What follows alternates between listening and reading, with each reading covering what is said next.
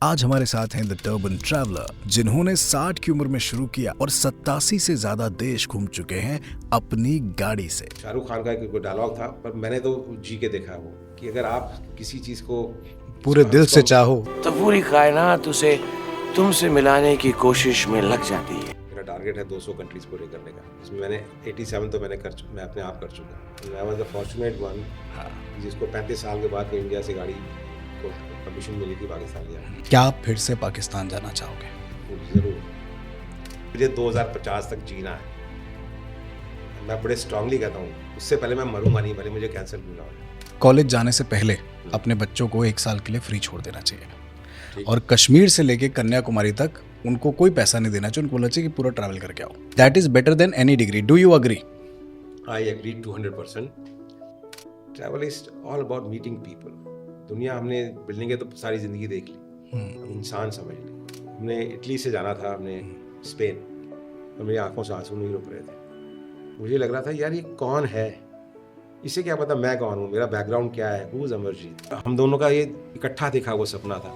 मैं रोज सोचता था यार जाऊँगा, उससे मिल के आऊँगा, जाऊँगा से मिल के आऊँगा। बस मिला वही, उन सब जगह पे जाके मैंने उसको चीख चिल्ला के मैंने उसको मिस किया। बहुत अच्छा हुआ है आज का पॉडकास्ट हमारा, पूरा देखिएगा, बहुत मजा आएगा। 2050 के बाद जब 2050 में हम ये पॉडकास्ट दोबारा शूट करेंगे और आप बताएंगे कि अब तक 200 जो कंट्रीज हुई उसमें क्या रहा, आप कैसे चाहते हो कि लोग आपको कैसे याद रखें? Not as turban traveller. As a turban traveller याद ना रखे, मैं नहीं चाहूँगा। मुझे एज ए ह्यूमन बीइंग लोग याद रखें, कि उनका कोई दोस्त था, कोई बड़ा भाई था, कोई फादर फिगर था, या कोई छोटा भाई था जो उनके सपनों को साझा करना चाहता था, जो चाहता था कि जो सपने उसने देखे उस तरह आपके सपने भी पूरे हों। मुझे कोई सेलिब्रिटी का स्टेटस नहीं चाहिए, ना मैंने सोचा था कि मैं एक सेलिब्रिटी होऊंगा। ये अगर हूँ तो उसकी ब्लेसिंग्स और आपका प्यार है। तो अगर आप मुझे रिमेंबर करेंगे तो अपने भाई की तरह रिमेंबर करें, अपने दोस्त की तरह रिमेंबर करें। Don't remember me as a celebrity.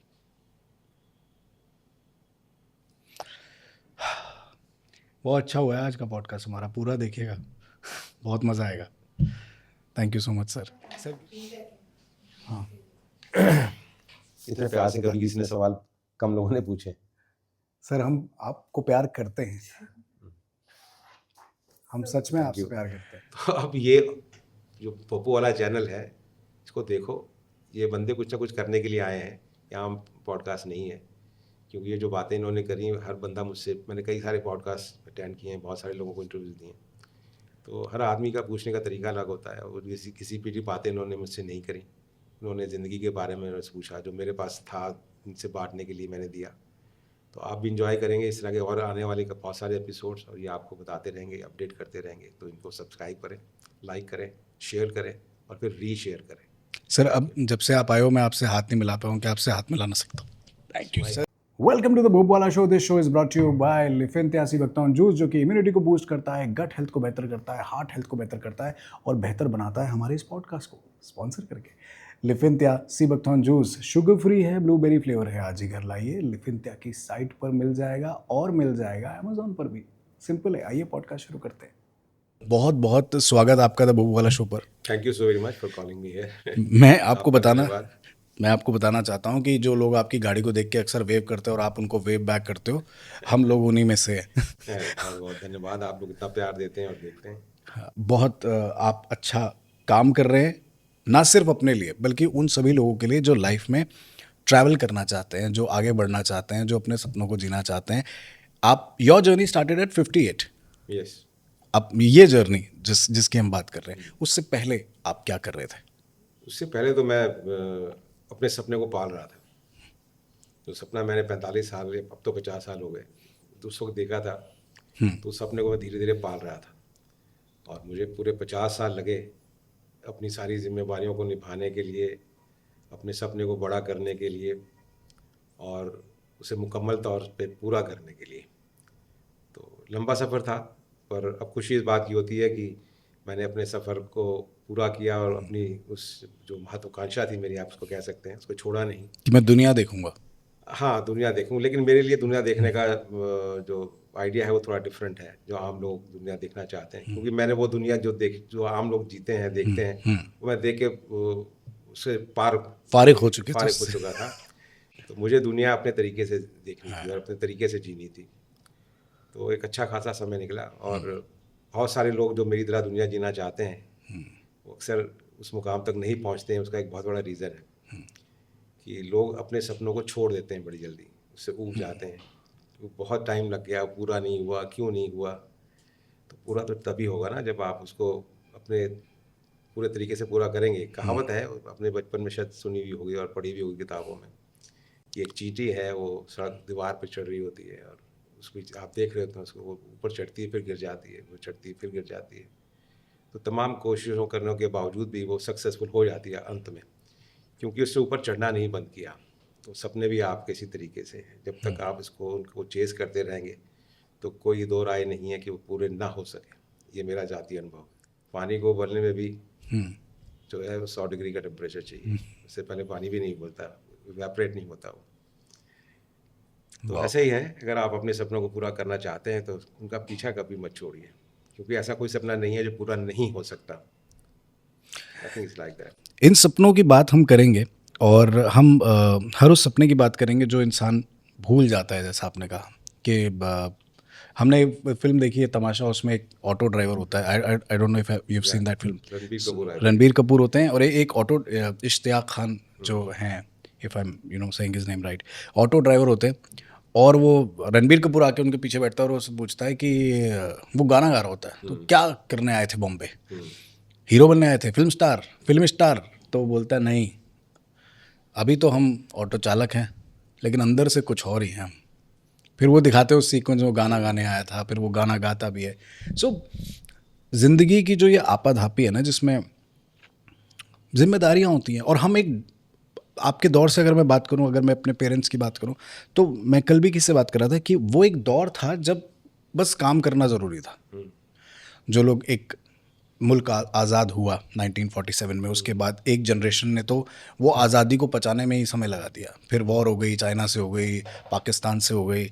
उसके बाद जब वो जनरेशन की बारी आई, जो हमारे पेरेंट्स लोग हैं, उन लोगों को बस काम करना था, सबको प्लेस होना था कि कहीं भी कुछ भी मिल जाए तो कर लो।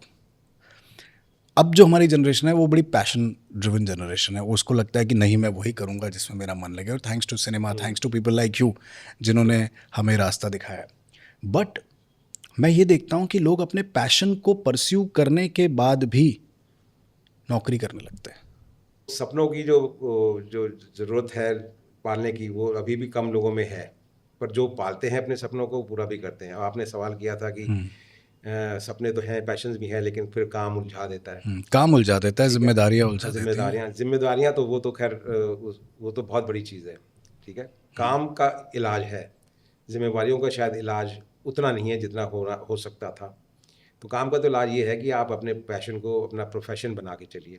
अब देखिए, बहुत सारे लोग ऐसे हैं जो वर्क फ्रॉम होम करते हैं। तो वर्क फ्रॉम होम के लिए आपको क्या चाहिए? एक इंटरनेट का कनेक्शन, और आप कहीं भी ट्रैवल कर रहे हैं और आपके पास इंटरनेट कनेक्शन है, then you are connected with your job.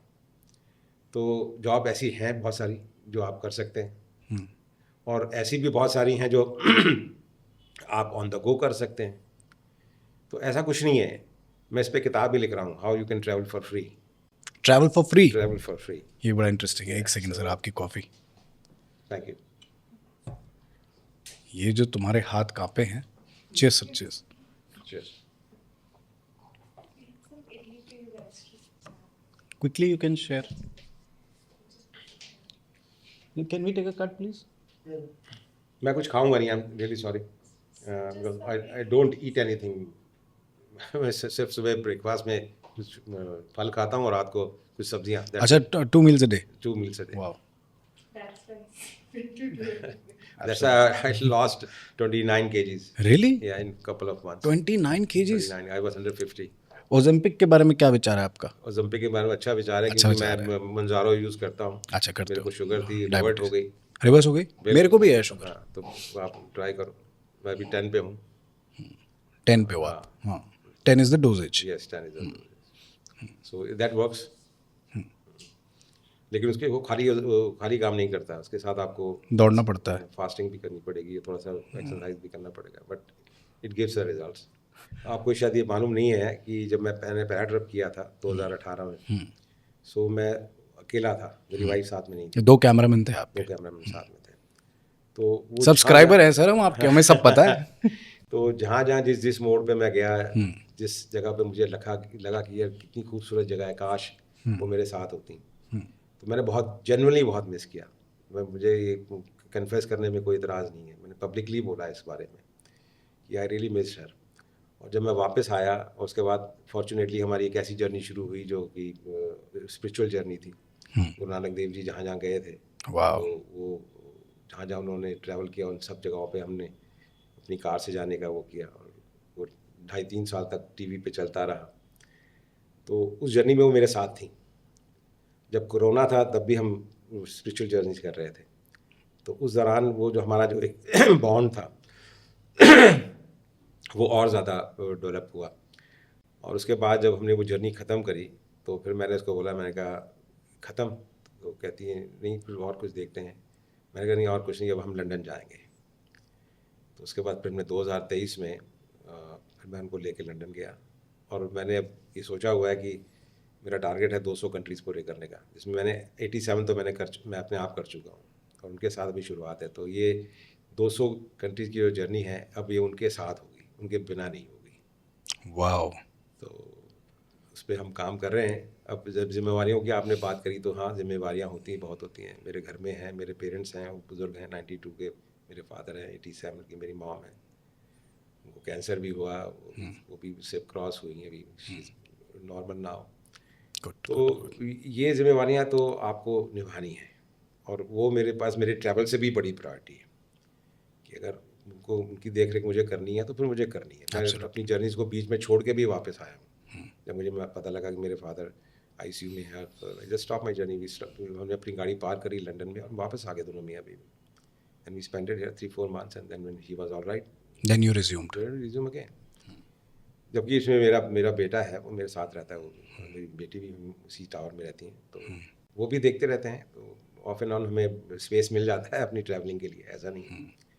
और ये जिम्मेवारियाँ भी हैं और ये पैशन भी है, तो दोनों साथ साथ कैसे चलेंगे, ये तो बड़ी इंपॉर्टेंट बात है। दोनों इंपॉर्टेंट है मेरे लिए अपना पैशन भी इंपॉर्टेंट है, मेरे लिए अपने माँ बाप भी इंपॉर्टेंट हैं, लेकिन प्रायोरिटी वाइज वो ऊपर आते हैं। थोड़ा मुंडा की करता है, मुंडा बिजनेस करता है, प्योर ऐश करता है। This is the other way round है ना, जनरली बच्चे ऐश करते हैं और पेरेंट्स बिल पे करते हैं। नहीं, मैंने सही टाइम पे जब उसकी शादी हुई थी तो मैंने उसको बिजनेस को सौंप दिया था।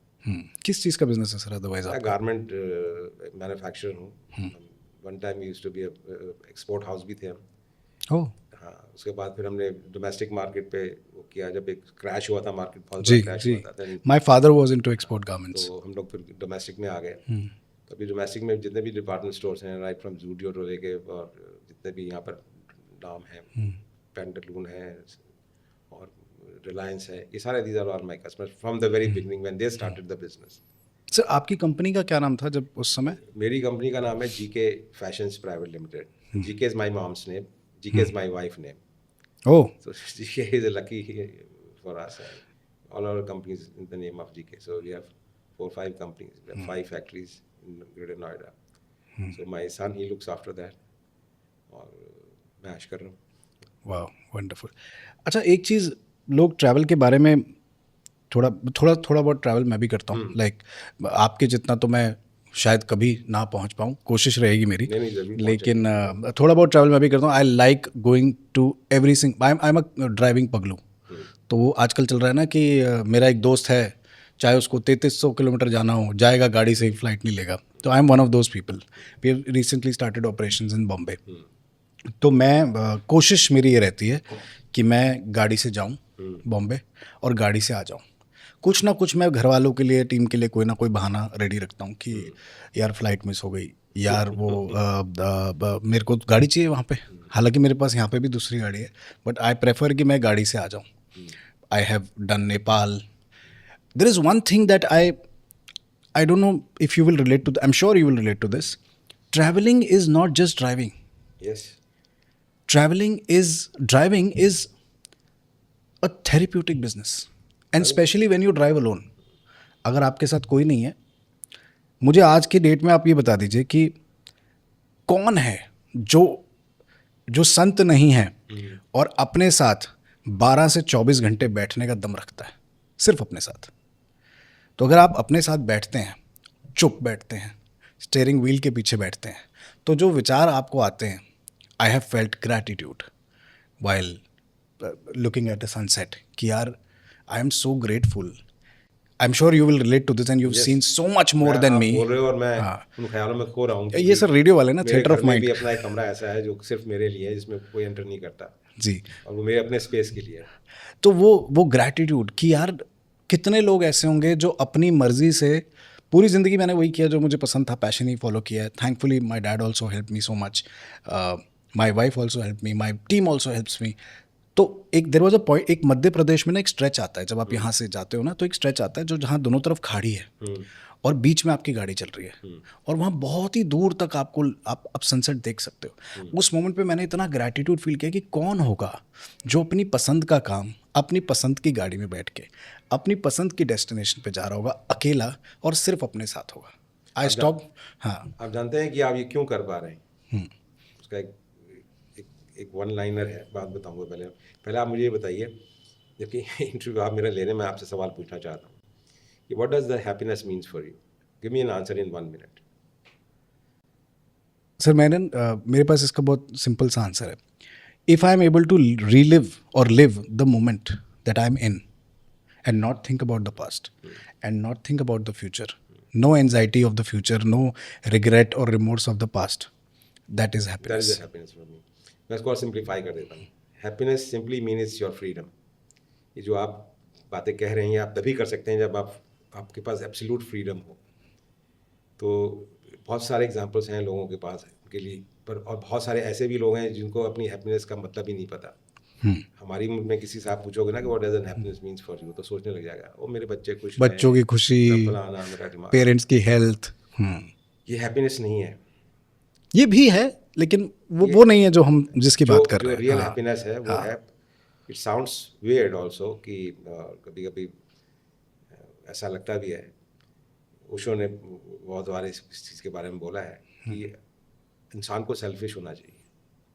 अब सेल्फिश को आप किसी तरीके से भी ले लीजिए, अपने आप को खुश रखना अगर आपके लिए सेल्फिश है तो मैं सेल्फिश हूँ, क्योंकि मैं चाहता हूँ कि मैं खुश रहूँ। अगर मैं खुश रहूँगा तो मैं खुशी बांटूंगा।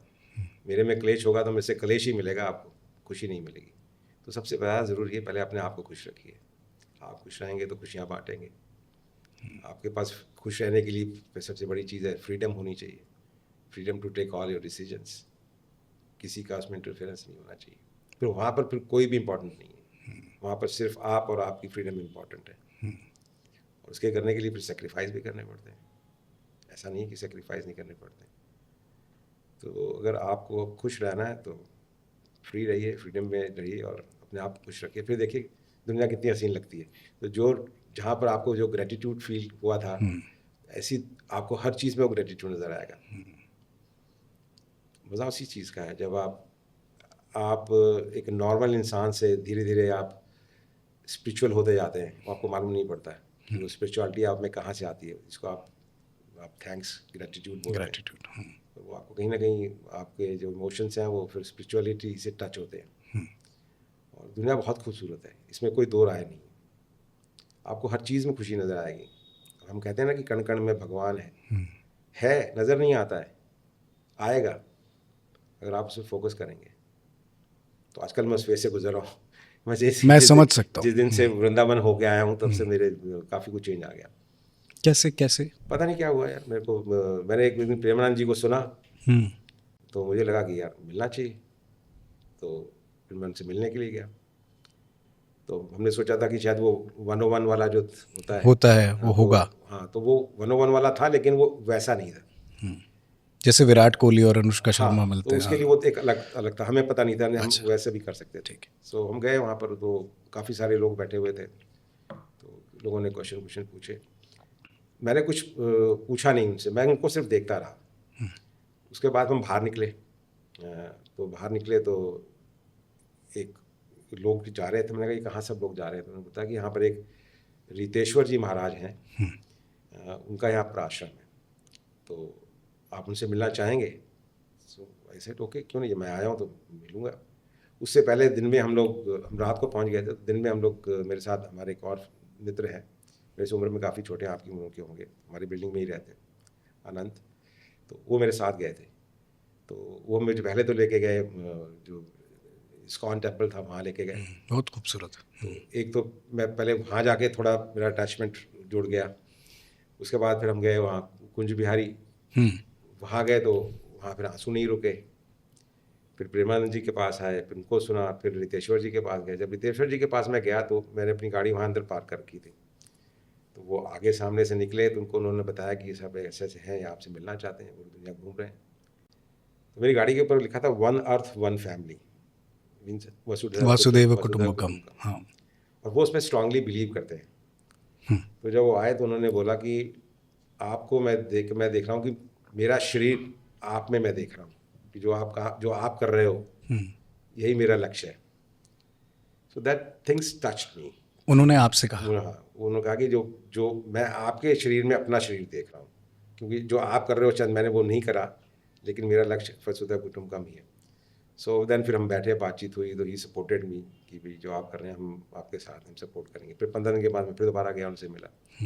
तो 2-3 दफ़े मेरा वहाँ जाना आना हो गया। तो फिर उसके बाद मैंने किताब लिखनी शुरू करी, who am I. Who am I. और फिर जैसे जैसे मैं किताब लिखता गया और उसके अंदर जबकि मैंने एआई की हेल्प ली। अब एआई ने बड़ी खूबसूरत बात मुझसे कही, उसको मैंने अपने सारे वो इंसिडेंट्स जो थे मेरी जर्नी के 2008 से लेकर वो बताने शुरू किए।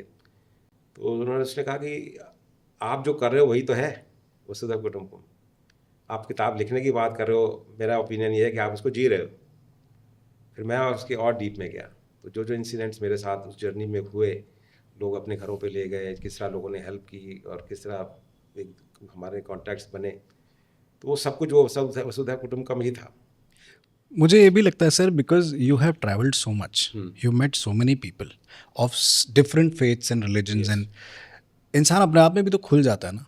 फॉर एग्जाम्पल, अगर हम एक ही किताब को कंसिडर करके चलते रहें, I don't mean to hurt anybody, but I am just trying to say, एक ही टेक्स्ट बुक हम पढ़ते रहें और हम किसी बाहर की शक्ति से या बाहर के इंसान से मिले ही ना, तो हम कैसे जानेंगे कि यही सही है या वो भी सही है?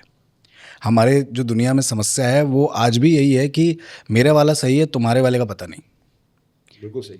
जबकि अगर I have been associated with the Art of Living also, Gurudev Shri Shri Ravishankar, वो बड़ी खूबसूरत बात बोलते हैं, वासुदेव कुटुंबकम में भी मानते हैं। तो किसी ने उनको कहा कि गुरुदेव मैं ना अपना पास्ट नहीं भूल पा रहा हूँ, मैं माफ़ नहीं कर पा रहा हूँ किसी को।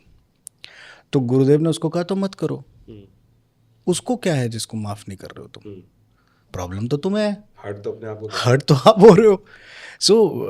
So many things, and with your journey I truly believe that आपने जो देश देखे वो तो देखे, 87 कंट्रीज तो आपने देखी, लेकिन आपने हर बार टर्बन ट्रैवलर को भी नए नज़रिए से देखा होगा। बिल्कुल ठीक। तो कुछ मैं आपसे चाहता हूँ कि कुछ हमें बताएं कि कब आपने बारे में क्या चीज़ आपने डिस्कवर की, जैसे प्रेमानंद महाराज का आपने बताया। देखिए, पहली चीज़ तो ये होती है कि एक्चुअली हम लोग ट्रैवलर्स हैं ही नहीं, हम लोग टूरिस्ट हैं। ट्रैवल और टूरिज्म के बीच में फ़र्क बताइए। वो वही बता रहा हूँ। अभी तक हम और आप या ऐसे हमारे सारे बहुत सारे लोग जो चाहे इंडिया के अंदर या इंडिया से बाहर जब भी ट्रैवल करते हैं, so they go like a tourist. Tourist का मतलब हुआ कि एक प्लान आइटनरी है, आप 4 नाइट 5 डेज या 1 हफ्ता 10 दिन मैक्सिमम बहुत तीर चला लेंगे, तो 15 दिन के लिए आप गए। तो आपका पर्पज़ क्या होता है? बच्चे गए हैं साथ में, बीवी गई है साथ में, उनको घुमाना फिराना। पेरिस गए हैं तो आपके लिए एफिल टावर ही पेरिस है, ठीक है। उसके बाद क्योंकि आपका जो आइटनरी जिसने आपको टूर बेचा उसने फिक्स कर रखी है, तो आप उसके अलावा आपको कुछ नज़र ही नहीं आता। अभी शॉपिंग करा ली और घूम घाम के आप बिल्डिंगें देख के वापस आ गए। That's not travel. Travel is all about meeting people.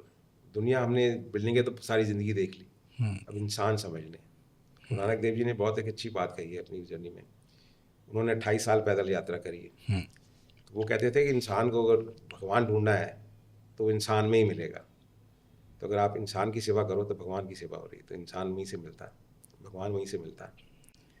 सो इसीलिए सिक्खी का जो कोर है वो सेवा है। हाँ, सिक्खी का कोर इसीलिए सेवा है कि आप सेवा करोगे तो वहीं से आपको ईश्वर मिलेगा।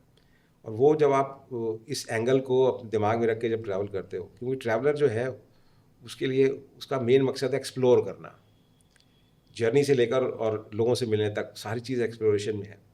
अब हम लोग जब ट्रैवल करते हैं तो we hardly take main highway. हम कोशिश करते हैं कि मेन हाईवे ना ही हो, अनटिल अनलेस कि भी हमें बॉर्डर क्रॉस करना और टाइम कम है हमारे पास, तो हम लोग we take a main highway, otherwise we take a country side. तो कंट्री साइड का बहुत मज़ा इस बात का है कि आपको वो अनटच चीज़ें नज़र आती हैं जो आप नॉर्मली नहीं देखते। आपने यहाँ पर भी काफ़ी चीज़ें, मुझे अब मैं देखता हूँ उस चीज़ पर विचार करता हूँ तो मुझे समझ में आता है। हम शिमला कम से कम सैकड़ों बार गए होंगे, सैकड़ों बार से मैं तो 8-10 बार तो गए हाँ होंगे, बिल्कुल। ठीक है। तो और वो रास्ते में एक ढाबा आता है, वहाँ रुकते भी हैं, चाय वाय पीते हैं, खाना भी खाते हैं। मैकडॉनल्ड्स आता है ना एक मोड़ पे। वहाँ वहाँ ढाबे भी मैं जी बहुत पहले की बात कर रहा जी। हूँ।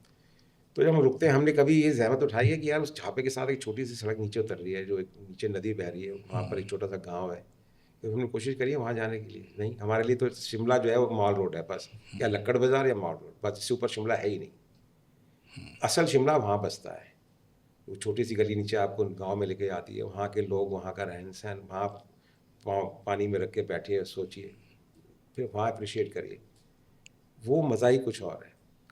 तो ये जो जर्नी है, जो ट्रैवलर की जर्नी है, वो it's all about exploration. You go, you meet people, talk to them. When I met Sushmita Sen, she said a very beautiful thing कि मुझे, क्योंकि उसको भी पैशनेट, वो बहुत पैशनेट है ट्रैवल की, तो उनका कहना भी था कि मैं जाके एक एक जगह पे कम से कम कुछ कुछ महीने रुकना चाहती हूँ और वहाँ की लोगों की तरह जीना चाहती हूँ। जबकि ये उसके लिए थोड़ा सा मुश्किल उसके लिए काम है, क्योंकि मुश्किल हो टाइम उसके जाएगा। पास इतना है नहीं। And she was talking about Finland, so we I been to Finland couple of times by road here. तो ये जो चीज़, ये जो सेंस है जिनके समझ में आ जाती है कि ट्रैवल क्या है, तो फिर उसका मज़ा जो है ना, उसका लुत्फ डिफरेंट ही है। वो आपने जितना मर्जी पास में ट्रैवल करा है, सब फीका पड़ जाता है। आप अच्छा। उसको याद ही नहीं रखते कि वो ट्रैवल हमने कभी किया भी। आपको लगता है हमने ट्रैवल कभी किया ही नहीं, असल ट्रैवल तो हम अब कर रहे हैं। और वो है चीज़ें, जब आपको उठा के पकड़ के कोई अपने घर पे ले जाता है कि यार चलो आप हमारे हुआ साथ, आपके साथ ऐसा? बहुत बार एक बार कुछ एक उदाहरण दीजिए। उसका उदाहरण मैं हर जगह पे देता हूँ। हमने इटली से जाना था, हमने स्पेन, और रूट वो था हमारा, और हमारी गाड़ी का जो इंजन का वो साइन आ गया था, इंजन बेल्ट उसकी वॉर्न आउट हो गई थी, तो 1.5 लाख किलोमीटर के बाद you have to change the engine belt. तो हमने गूगल वगैरह किया, किसी ने कहा कि 5,000 किलोमीटर में मेरी गाड़ी का इंजन बैठ गया, किसी ने बोला मैं तो 15,000 चलाया। अब बड़े शशोपन में हम कि भाई करें तो करें क्या, जाना भी है, वीज़ाज एक्सपायर हो रहे थे। ये भी एक अलग जंग है, सेम गाड़ी को लेके घूमना। इस पे भी आएंगे अभी फिलहाल। तो I call my sun, sir कि उस गाड़ी का ये पार्ट है, पता करो और वहाँ से मेरे को लेके भेज दो। उसने वो 5-6 हज़ार की वो बेल्ट थी, उसने ली वहाँ से। अब मंगाए कहाँ पर, कि वहाँ पर मैं ट्रैवल को तो स्टॉप कर नहीं सकते थे। तो इटली में मेरे एक बहुत अच्छे दोस्त हैं रोबर्टो, तो उसने बोला कि मेरी गर्लफ्रेंड है, वो रहती है वहाँ पर स्पेन में, तो नहीं फ्रांस में थी, स्पेन में था, आई am just not reflecting it, France में ही थी। तो रास्ते में आप वहाँ पर नीस में रुक जाना, तो नीस में आप उनको, वो आपको दे देंगी बेल्ट। हमने कहा ठीक है। अब हमें जाना था, रास्ते में जब आप चलते हैं तो एक जगह आती, गिनोवा बोलते हैं जी, जिनोवा। तो हमें रात को वहाँ रुकना था, तो हमने एयरबीएनबी का अपार्टमेंट देखा, बहुत खूबसूरत, वो पूरा जो उनके विलास बनी हुई थी और हिल के ऊपर थी। सबसे खूबसूरत बात ये थी कि वहाँ पर एक 400 साल पुराना चर्च था, और वो उस रोड पे थी जो पुरानी सिल्क रोड हुआ करती थी किसी टाइम पे, और आगे जाके वो सड़क का डेड एंड हो जाता था। वाह। तो मुझे बहुत अच्छा लगा, हमने कहा वहाँ रुकते हैं, तो हमने एक रात के पैसे दिए और वो करा लीजिएगा। पहुँचे रात को, उसके बाद सुबह हुई तो उसकी जो ओनर थी, उनका नाम था पाओला। तो she came and she was very interested to see our car and very excited, और वो खुद हॉस्पिटैलिटी इंडस्ट्री से बिलोंग करती थी। तो उन्होंने कहा कि भाई आप आए हो इतनी दूर, तो stay with us for couple of nights. तो मैंने कहा भाई मेरे को इश्यूज़ है, मैं तो अभी निकलना है, मेरे गाड़ी का पार्ट है। कहती come sit with me, have a cup of coffee and then we discuss. अपने ड्राइंग रूम में लगी, तो बोला अच्छा बताओ क्या इशू है। मैंने कहा इस तरह मेरी गाड़ी का पार्ट है, वो मुझे चाहिए। और वहाँ हमने पूरे यूरोप में जहाँ जहाँ गुजरे थे, पूरे इटली में पता कर लिया, किसी के फॉर्चूनर नाम की कोई गाड़ी नहीं है वहाँ पर। अच्छा। अच्छा, वो these people they go by the book, अब फॉर्च्यूनर का और हाईलैंडर एक गाड़ी आती है, उसका इंजन बिल्कुल सेम है, हाईलैक्स का भी इंजन सेम है, फॉर्च्यूनर वाला इंजन। अब वो they can not give you part of that, they won't give it only. No, वो अपने सिस्टम में डालेंगे, वो आप उसमें फॉर्च्यूनर लिखा है, वो कहेंगे फॉर्च्यूनर नहीं है, तो कहेंगे नहीं है। गफार मार्केट वगैरह कुछ नहीं वहाँ पे? नहीं, वहाँ खान मार्केट है, हमें थोड़ी पता थी। हाँ। तो उस लड़की से मैंने बातचीत करी, तो उसने मुझे बोला कि अच्छा मुझे आधा घंटा दो, वो she sat on her computer, उसने आधा घंटा रिसर्च करी। तो कहती है Amarjeet, here is a deal, ये एक जगह है, यहाँ तुम जाओगे, यहाँ तुम्हें तुम्हारा पार्ट मिल जाएगा, और उसके बाद ये एक दूसरी जगह है, वहाँ जाओगे, वहाँ पर मेरा एक फ्रेंड है, उसका गैरेज है, वो तुम्हारा वहाँ पर पार्ट चेंज कर देंगे, उसके बाद तुम घर पे आओगे हमारे, पर कंडीशन ये है कि तुम्हें 2-3 दिन हमारे पास रहना पड़ेगा, this time you don't have to pay. वाह। तो मैंने कहा ये तो अजीब सी शर्त है, और हम भी कहानियाँ ढूंढ रहे थे, क्योंकि हमारे लिए मकसद खाली बिल्डिंगें देखनी तो थी नहीं, अब वो भी मेरे लिए कहानी थी। तो हम गए वहाँ पर, वहाँ उसने पार्ट दिया, he didn't charge any money. फिर हम उसके पास गए, not for the part also? No, not for the part. वाह। फिर हम गए उसके गैरेज में। आपको ऐसा नहीं लगा मैं पंजाब आ गया हूँ? ये तो पंजाब में होता है। पंजाब में ऐसा होता है, और मेरे लिए तो पूरी दुनिया पंजाब थी उस वक्त। फिर हम वहाँ गए जहाँ गाड़ी पे बेल्ट चेंज करनी थी, वो लंबा काम था, 2.5-3 घंटे 4 घंटे उस पर लगते हैं, इंजन उतारा जाता है पूरा, फिर उसके अंदर पार्ट वार्ट खोल के डाले जाते हैं। उन्होंने वो किया, और उसके बाद उन्होंने भी पैसा नहीं मांगा। तो मैंने उनसे पूछा भी आप पैसे क्यों नहीं ले रहे? कहते टॉक टू योर फ्रेंड। वापस आए, शाम का वक्त था, अंधेरा हो चुका था, तो उसकी लड़की बाहर घूम रही थी पाओला की। तो मैंने कहा वेयर इज योर मॉम? तो कहती पाओला must be inside, you go inside. तो हम गए उसके ड्राइंग रूम, हम लोग फर्स्ट फ्लोर पे रहते थे, वो ग्राउंड फ्लोर पे रहती थी, ओनर जो थी। तो अंदर गए, अंधेरा गुप्त था, मैं गया अंदर, तो अचानक लाइट जलती है, मैं देखता हूँ आप 10-15 लोग हैं, पाओला ने हाथ में केक पकड़ा हुआ है, एंड वो गा रहे हैं happy marriage anniversary to you. अब मुझे नहीं पता लगा कि उनको ये कैसे पता लगा कि आज मेरी मैरिज एनिवर्सरी थी। मेरे क्रू से पता लगा, मेरे प्रोफाइल से पता लगा, कहाँ से मालूम पड़ा मुझे नहीं पता। शी केम, ऐसी डाइनिंग टेबल था बहुत बड़ा सा, मैं उस पर बैठा, उसने आके केक मेरे हाथ में रख दिया, और मेरी आंखों से आंसू नहीं रुक रहे थे। मुझे लग रहा था यार ये कौन है, इसे क्या पता मैं कौन हूँ, मेरा बैकग्राउंड क्या है, हु इज़ अमरजीत। उसके लिए तो मैं एक सिंपल सा ट्रैवलर हूँ, और ये इतना प्यार और इतना अनकंडीशनल लव कहाँ से लोगों में आ जाता है यार। तो जब उसका हस्बैंड भी आ गया, दोनों आ गए, उन्होंने मेरे कंधे पे मेरा हाथ रखा, मुझे कंसोल करने की कोशिश की, और फिर उसने 10-15 गेस्ट बुलाए हुए थे अपने, ये सेलिब्रेट करने के लिए मेरा मैरिज एनिवर्सरी। एंड उससे भी बड़ी बात ये थी कि उसको ये भी पता था कि मैं वेजिटेरियन हूँ, तो उसने इटालियन फूड बनाया था मेरे लिए। तो मैंने अपने लड़कों से बोला, मैं क्या भाई जाओ हमारे इंडियन फूड के जो पैकेट हैं फटाफट लेके आओ, चावल उबालो और कुछ हम भी इनको खिलाएं। तो फिर उन्होंने वही किया, हमने अपना इंडियन फूड शेयर किया, उन्होंने इटालियन फूड शेयर किया, और काफ़ी देर तक रात को बातचीत करते रहे एक दूसरे के साथ। लोग कहते हैं ना कि अभी आपका यहाँ काटो तो खून लाल है, मैं कहता हूँ खाली खून लाल नहीं, और भी 2 चीज़ें जो सेम होती हैं, वो हैं आपके इमोशंस। अगर मैं यहाँ बैठा हूँ, या अमेरिका में बैठा हूँ, या अफ्रीका में बैठा हूँ, अगर आज मेरे घर में मेरा बच्चा बीमार है, मेरे माँ बाप बीमार हैं, तो मेरी भी आंखों में वैसे ही आंसू होंगे जैसे उनके होते हैं। And if I am happy like doing podcast with you, तो जो शाइन मेरी आंखों में है, उनकी आंखों में भी सेम शाइन होती है व्हेन दे आर हैप्पी। तो हमारी इमोशंस में कोई फ़र्क नहीं है, हमारी ज़बान फ़र्क हो सकती है, हमारा खान पान फ़र्क हो सकता है, हमारे कपड़े फ़र्क हो सकते हैं, हमारे कल्चर फ़र्क हो सकते हैं, हमारा रिलीजन फ़र्क हो सकता है, लेकिन हमारे इमोशंस में रत्ती भर भी फ़र्क नहीं है। तो ये चीज़ें आप सीखते हैं जब आप ट्रैवल करते हैं। ऐसी बहुत सारी कहानियाँ, 70 कहानियाँ हैं जो यहाँ पर दफन हैं, और जिस दिन मैं वो किताब पूरी करूँगा 70 की 70 कहानियाँ उसमें आएंगी। दफन नहीं है, संजो कर रखी है आपने। अभी तक तो दफन नहीं है। संजो कर रखी है। नहीं। या राइट वर्ड ही संजो कर रखी है। या एक सवाल है जो मैं बार बार पूछना चाह रहा हूँ, लेकिन बार बार रुक जा रहा हूँ, तो सोचता हूँ पूछ ही दूँ। 1947 में हिंदुस्तान आज़ाद होता है जी, और एक मुल्क के 2 हिस्से हो जाते हैं, हिंदुस्तान, पाकिस्तान। मैं भी पंजाब से हूँ, आई बिलोंग फ्रॉम रोपड़। हमारा एक हिस्सा शरीर का टूटकर दूसरी तरफ चला जाता है। आने वाले सालों में कई बार हमारी उनसे जंगें होती हैं, कई बार रास्ते खुलते हैं, कई बार बंद हो जाते हैं, कई बार वाघा बॉर्डर की परेड रुकती है, कई बार शुरू हो जाती है, कई बार क्रिकेट होता है, कई बार बंद हो जाता है, कई बार डायलॉग होता है, कई बार बंद हो जाता है, कई बार हम गुस्सा होते हैं, कई बार वो परेशान होते हैं। एज अ ट्रैवलर, क्या आपको लगता है, आप पाकिस्तान गए हो? जी, मैं अपनी गाड़ी लेके गया हूँ and I was the fortunate one जिसको 35 साल के बाद को इंडिया से गाड़ी को परमिशन मिली थी पाकिस्तान ले आने की। तो अब ये सवाल दो हिस्सों में टूट जाता है। क्या पाकिस्तान की जो छवि हम लोग यहाँ पर है because of their army and their सियासत, क्या वही छवि आपको मिली वहाँ पे? नहीं।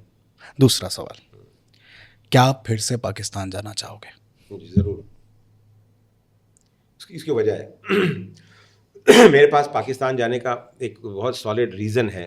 वो ये है कि हमारे सिखों के वहाँ पर गुरुद्वारे। जी जी। तो जब मैं पहली दफ़े पाकिस्तान गया था तो मैं ये वाघा बॉर्डर से जहाँ परेड देखते हो ना, तो वहीं से गाड़ी जाती है। वहाँ पर हाँ। पूरा उन्होंने वो गुलाब के फूल बिछा रखे थे और हमारे यहाँ से एक बस गई थी और बस में सोने की पालकी वहाँ पर उन्होंने रखी थी और वो वहाँ पर गुरु नानक देव जी के 550 से जो प्रकाशपुर पे वहाँ पर जो गुरुद्वारा है So, गुरु ग्रंथ साहब को लेके गए नहीं, थे? गुरु ग्रंथ साहब तो था, पालकी भी थी।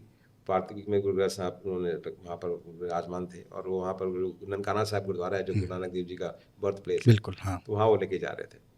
तो किसी पॉलिटिकल रीज़न की वजह से उनको वो नहीं ले जाने दिया गया। जो उनके जो कर्ता धर्ता थे वो नहीं जा सके, वो खाली पालकी साहब और वो वहाँ पर जाने के लिए उन्होंने अलाउ कर दिया था। और मुझे जब वो बॉर्डर पे मिले थे तो उन्होंने कहा था जो गुरुद्वारे के प्रधान थे कि आप ना अपनी गाड़ी पीछे रखना हमारे पालकी साहब के साथ। मैंने कहा ठीक है। फिर वो पता लगा कि वो नहीं जा रहे हैं एंड मुझे वो सेवा मिली कि जब तक वो पालकी साहब बस पे आगे जा रही थी मैं उनके साथ पीछे पीछे गया। तो बड़ा एक इमोशनल वो था और वहाँ पर गए, हमने सब लोग गाड़ी अंदर पार्क करी। तो इसकी परमिशन भी मुझे बड़ी उससे मिली थी। मतलब मेरे पास लास्ट डे जिस दिन वहाँ से जत्था चलना था दिल्ली से, उस दिन तक वीज़ा नहीं था। तो मुझे इनवाइट किया गया था बुलाने वहाँ पर कि आज शुरू हो रही जर्नी। तो गुरुद्वारे वाले लोग हैं वो पासपोर्ट आपके वही लेते हैं, वही करवाते हैं, क्योंकि स्पिरिचुअल जर्नी के ऊपर था वो वीज़ा भी। तो मैं खड़ा हुआ था तो अचानक एक बंदा आया, मेरी गाड़ी पे 2 झंडे लगे हुए थे, एक इंडिया का लगा हुआ था और एक पाकिस्तान का आगे फ्रंट उसके ऊपर। तो उन्होंने पूछा कि आप पाकिस्तान गए हो? मैंने कहा नहीं। पाकिस्तान जा रहे हो? मैंने कहा हाँ। वीज़ा मिल गया? मैंने कहा ना। कहता अच्छा आओ मैं आपको ना जो पाकिस्तान के हाई कमिश्नर हैं उनसे मिलाता हूँ। तो एक्चुअली पाकिस्तान के हाई कमिश्नर को भी इन्होंने इनवाइट किया था और भी बहुत सारे पॉलिटिशियंस आए थे। तो Pakistan high commissioner came to me और ही वॉज वेरी एक्साइटेड कि भाई हिंदुस्तान में भी एक ऐसा बंदा है पाकिस्तान के झंडे को सलाम कर रहा है। तो आए मेरे पास, तो उन्होंने मुझसे पूछा। मैंने कहा जी आप ऐसा करें, आप पहले ना अंदर अपना प्रोटोकॉल पूरा कराएं, मुझे आपके खाली 5 मिनट चाहिए जब आप वापस आएंगे। अच्छा। तो ठीक है, वो गए, आधा घंटा लगा के आए। वापस आए तो उन्होंने फिर मेरे से बातचीत करी, मेरी जर्नी के बारे में पूछा। तो वीज़ा, मैंने कहा जी वीज़ा तो अप्लाई करा हुआ है, पता नहीं अभी तक। तो उन्होंने अपने उनके जो असिस्टेंट थे उनको बुलाया, उन्होंने मेरा नाम लिया, पूछा और अपना पर्सनल कार्ड उन्होंने शेयर किया, उनके असिस्टेंट का कार्ड मुझे शेयर करा। उन्होंने बोला कि इनका वीज़ा फटाफट कराएं। अब हमारे में मज़े की बात ये थी, मैं, मेरी वाइफ और मेरा एक जो लड़का था, मेरा कैमरामैन, उसका नाम था लुकमान मलिक, वो मुस्लिम है। तो हम 3 के वीज़े थे। अब सिखों को वीज़ा तो मिल जाए क्योंकि भाई वो तो सिख है, वो अपने पिलग्रिमेज के लिए जा रहे हैं। अब मुसलमान बंदे को पिलग्रिमेज में वीज़ा कैसे मिलेगा? वो अपनी कोई ज़ियारत करने तो जा नहीं रहा। हम तीनों का वीज़ा आ गया 15 मिनट के अंदर अंदर। वहाँ से उन्होंने बंदा भेजा, वीज़ा लेके 15-20 मिनट में वीज़ा लेके आ गया। फिर उन्होंने कहा जी वीज़ा आपका मिल गया, बाकी आपको कोई प्रॉब्लम हो तो हाँ सो एंड सो आपको मिलेंगे और he will take care of you. मैंने कहा ठीक है। तो हम लोग चले गए। अब मेरे में एक कमी भी है, मैं जब तक डबल श्योर ना हूँ ना, मैं कोई काम करता नहीं हूँ। हम लोग पहुँचे, अमृतसर पहुँचे तो वहाँ पर मैंने कहा यार उन्होंने तो कह दिया आ जाओ, पहले मैं यहाँ से तो पता करूँ कि यहाँ से जा सकते हैं कि नहीं जा सकते, यहाँ गाड़ियाँ जा रही कि नहीं जा रही। तो मेरे एक बहुत अच्छे दोस्त हैं, वो कस्टम कमीशन पहले कमिश्नर थे वहाँ पर, डेवलपमेंट कमिश्नर थे कांडला में। तो उनको मैंने फ़ोन किया, मैं कहा जुगेंद्र जी मेरे को ना पाकिस्तान जाना है और यहाँ पर जो कस्टम पोस्ट है अमृतसर में, आप जानते हो किसी को? तो कहते हैं वो तो मेरा जूनियर था। तो मैंने कहा आप उसको वर्ड पास ऑन कर देना कि भाई मेरे को इस तरह जाना है, कोई इशू तो नहीं है। मैंने कहा ठीक है। उन्होंने उनका नंबर मेरे को शेयर किया, वहाँ से उसको कह दिया उनको और मैं पहुँच गया। सैटरडे का दिन था, संडे को शायद वो ऑफिस बंद रखते हैं। तो उनको मैंने बोला, उन्होंने हाँ आपके बारे में मैसेज आया हुआ है, आपने अपने सारे डॉक्यूमेंट भी भेज दिए हैं, तो आप आ जाओ, कल सुबह आ जाओ। और जब मैं वहाँ गया नेक्स्ट डे तो उन्होंने जो वाघा बॉर्डर के ऊपर जो असिस्टेंट कमिश्नर होते हैं कस्टम्स के, उनको बुला के रखा था, मिस्टर बसंत नाम था उनका। तो उन्होंने बोला जी ये आपको मिलेंगे जब आप बॉर्डर क्रॉस करोगे, और कोई इशू नहीं है, आप जाइए, हमारी तरफ से कोई इशू नहीं है, बाकी आप उनसे पूछ लो पाकिस्तान वालों से जाने देंगे कि नहीं देंगे। तो मैं कही उनसे तो मेरी बात होगी। तो ठीक है, अब हम लोग गए। वो गूज बम हो रहे थे जब हमने वहाँ पहुँचे, जहाँ बचपन से लेके हम बैठते हैं देखते हैं वहाँ पर परेड हो रही है, इतना कुछ हो रहा है, गर्मा गर्मी, गहमा हाँ, गहमी। और and I was the one कि मैं अपनी गाड़ी उसी जगह से लेके जा रहा हूँ। वाह। तो पहले इंडिया का दरवाज़ा खुलता है, यहाँ वो सल्यूट मारते हैं, फिर वो पाकिस्तान का दरवाज़ा खुलता है, वहाँ पर वो आर्मी वाले बंदे वो सल्यूट मारते हैं, फिर शफीक साहब जो है वहाँ पर जो वो खड़े हुए थे जिनके पास हमारी इन्फॉर्मेशन थी, वो मिलते हैं हमें, हमारे पासपोर्ट लेते हैं, हमारे साथ हमारी गाड़ी में बैठते हैं।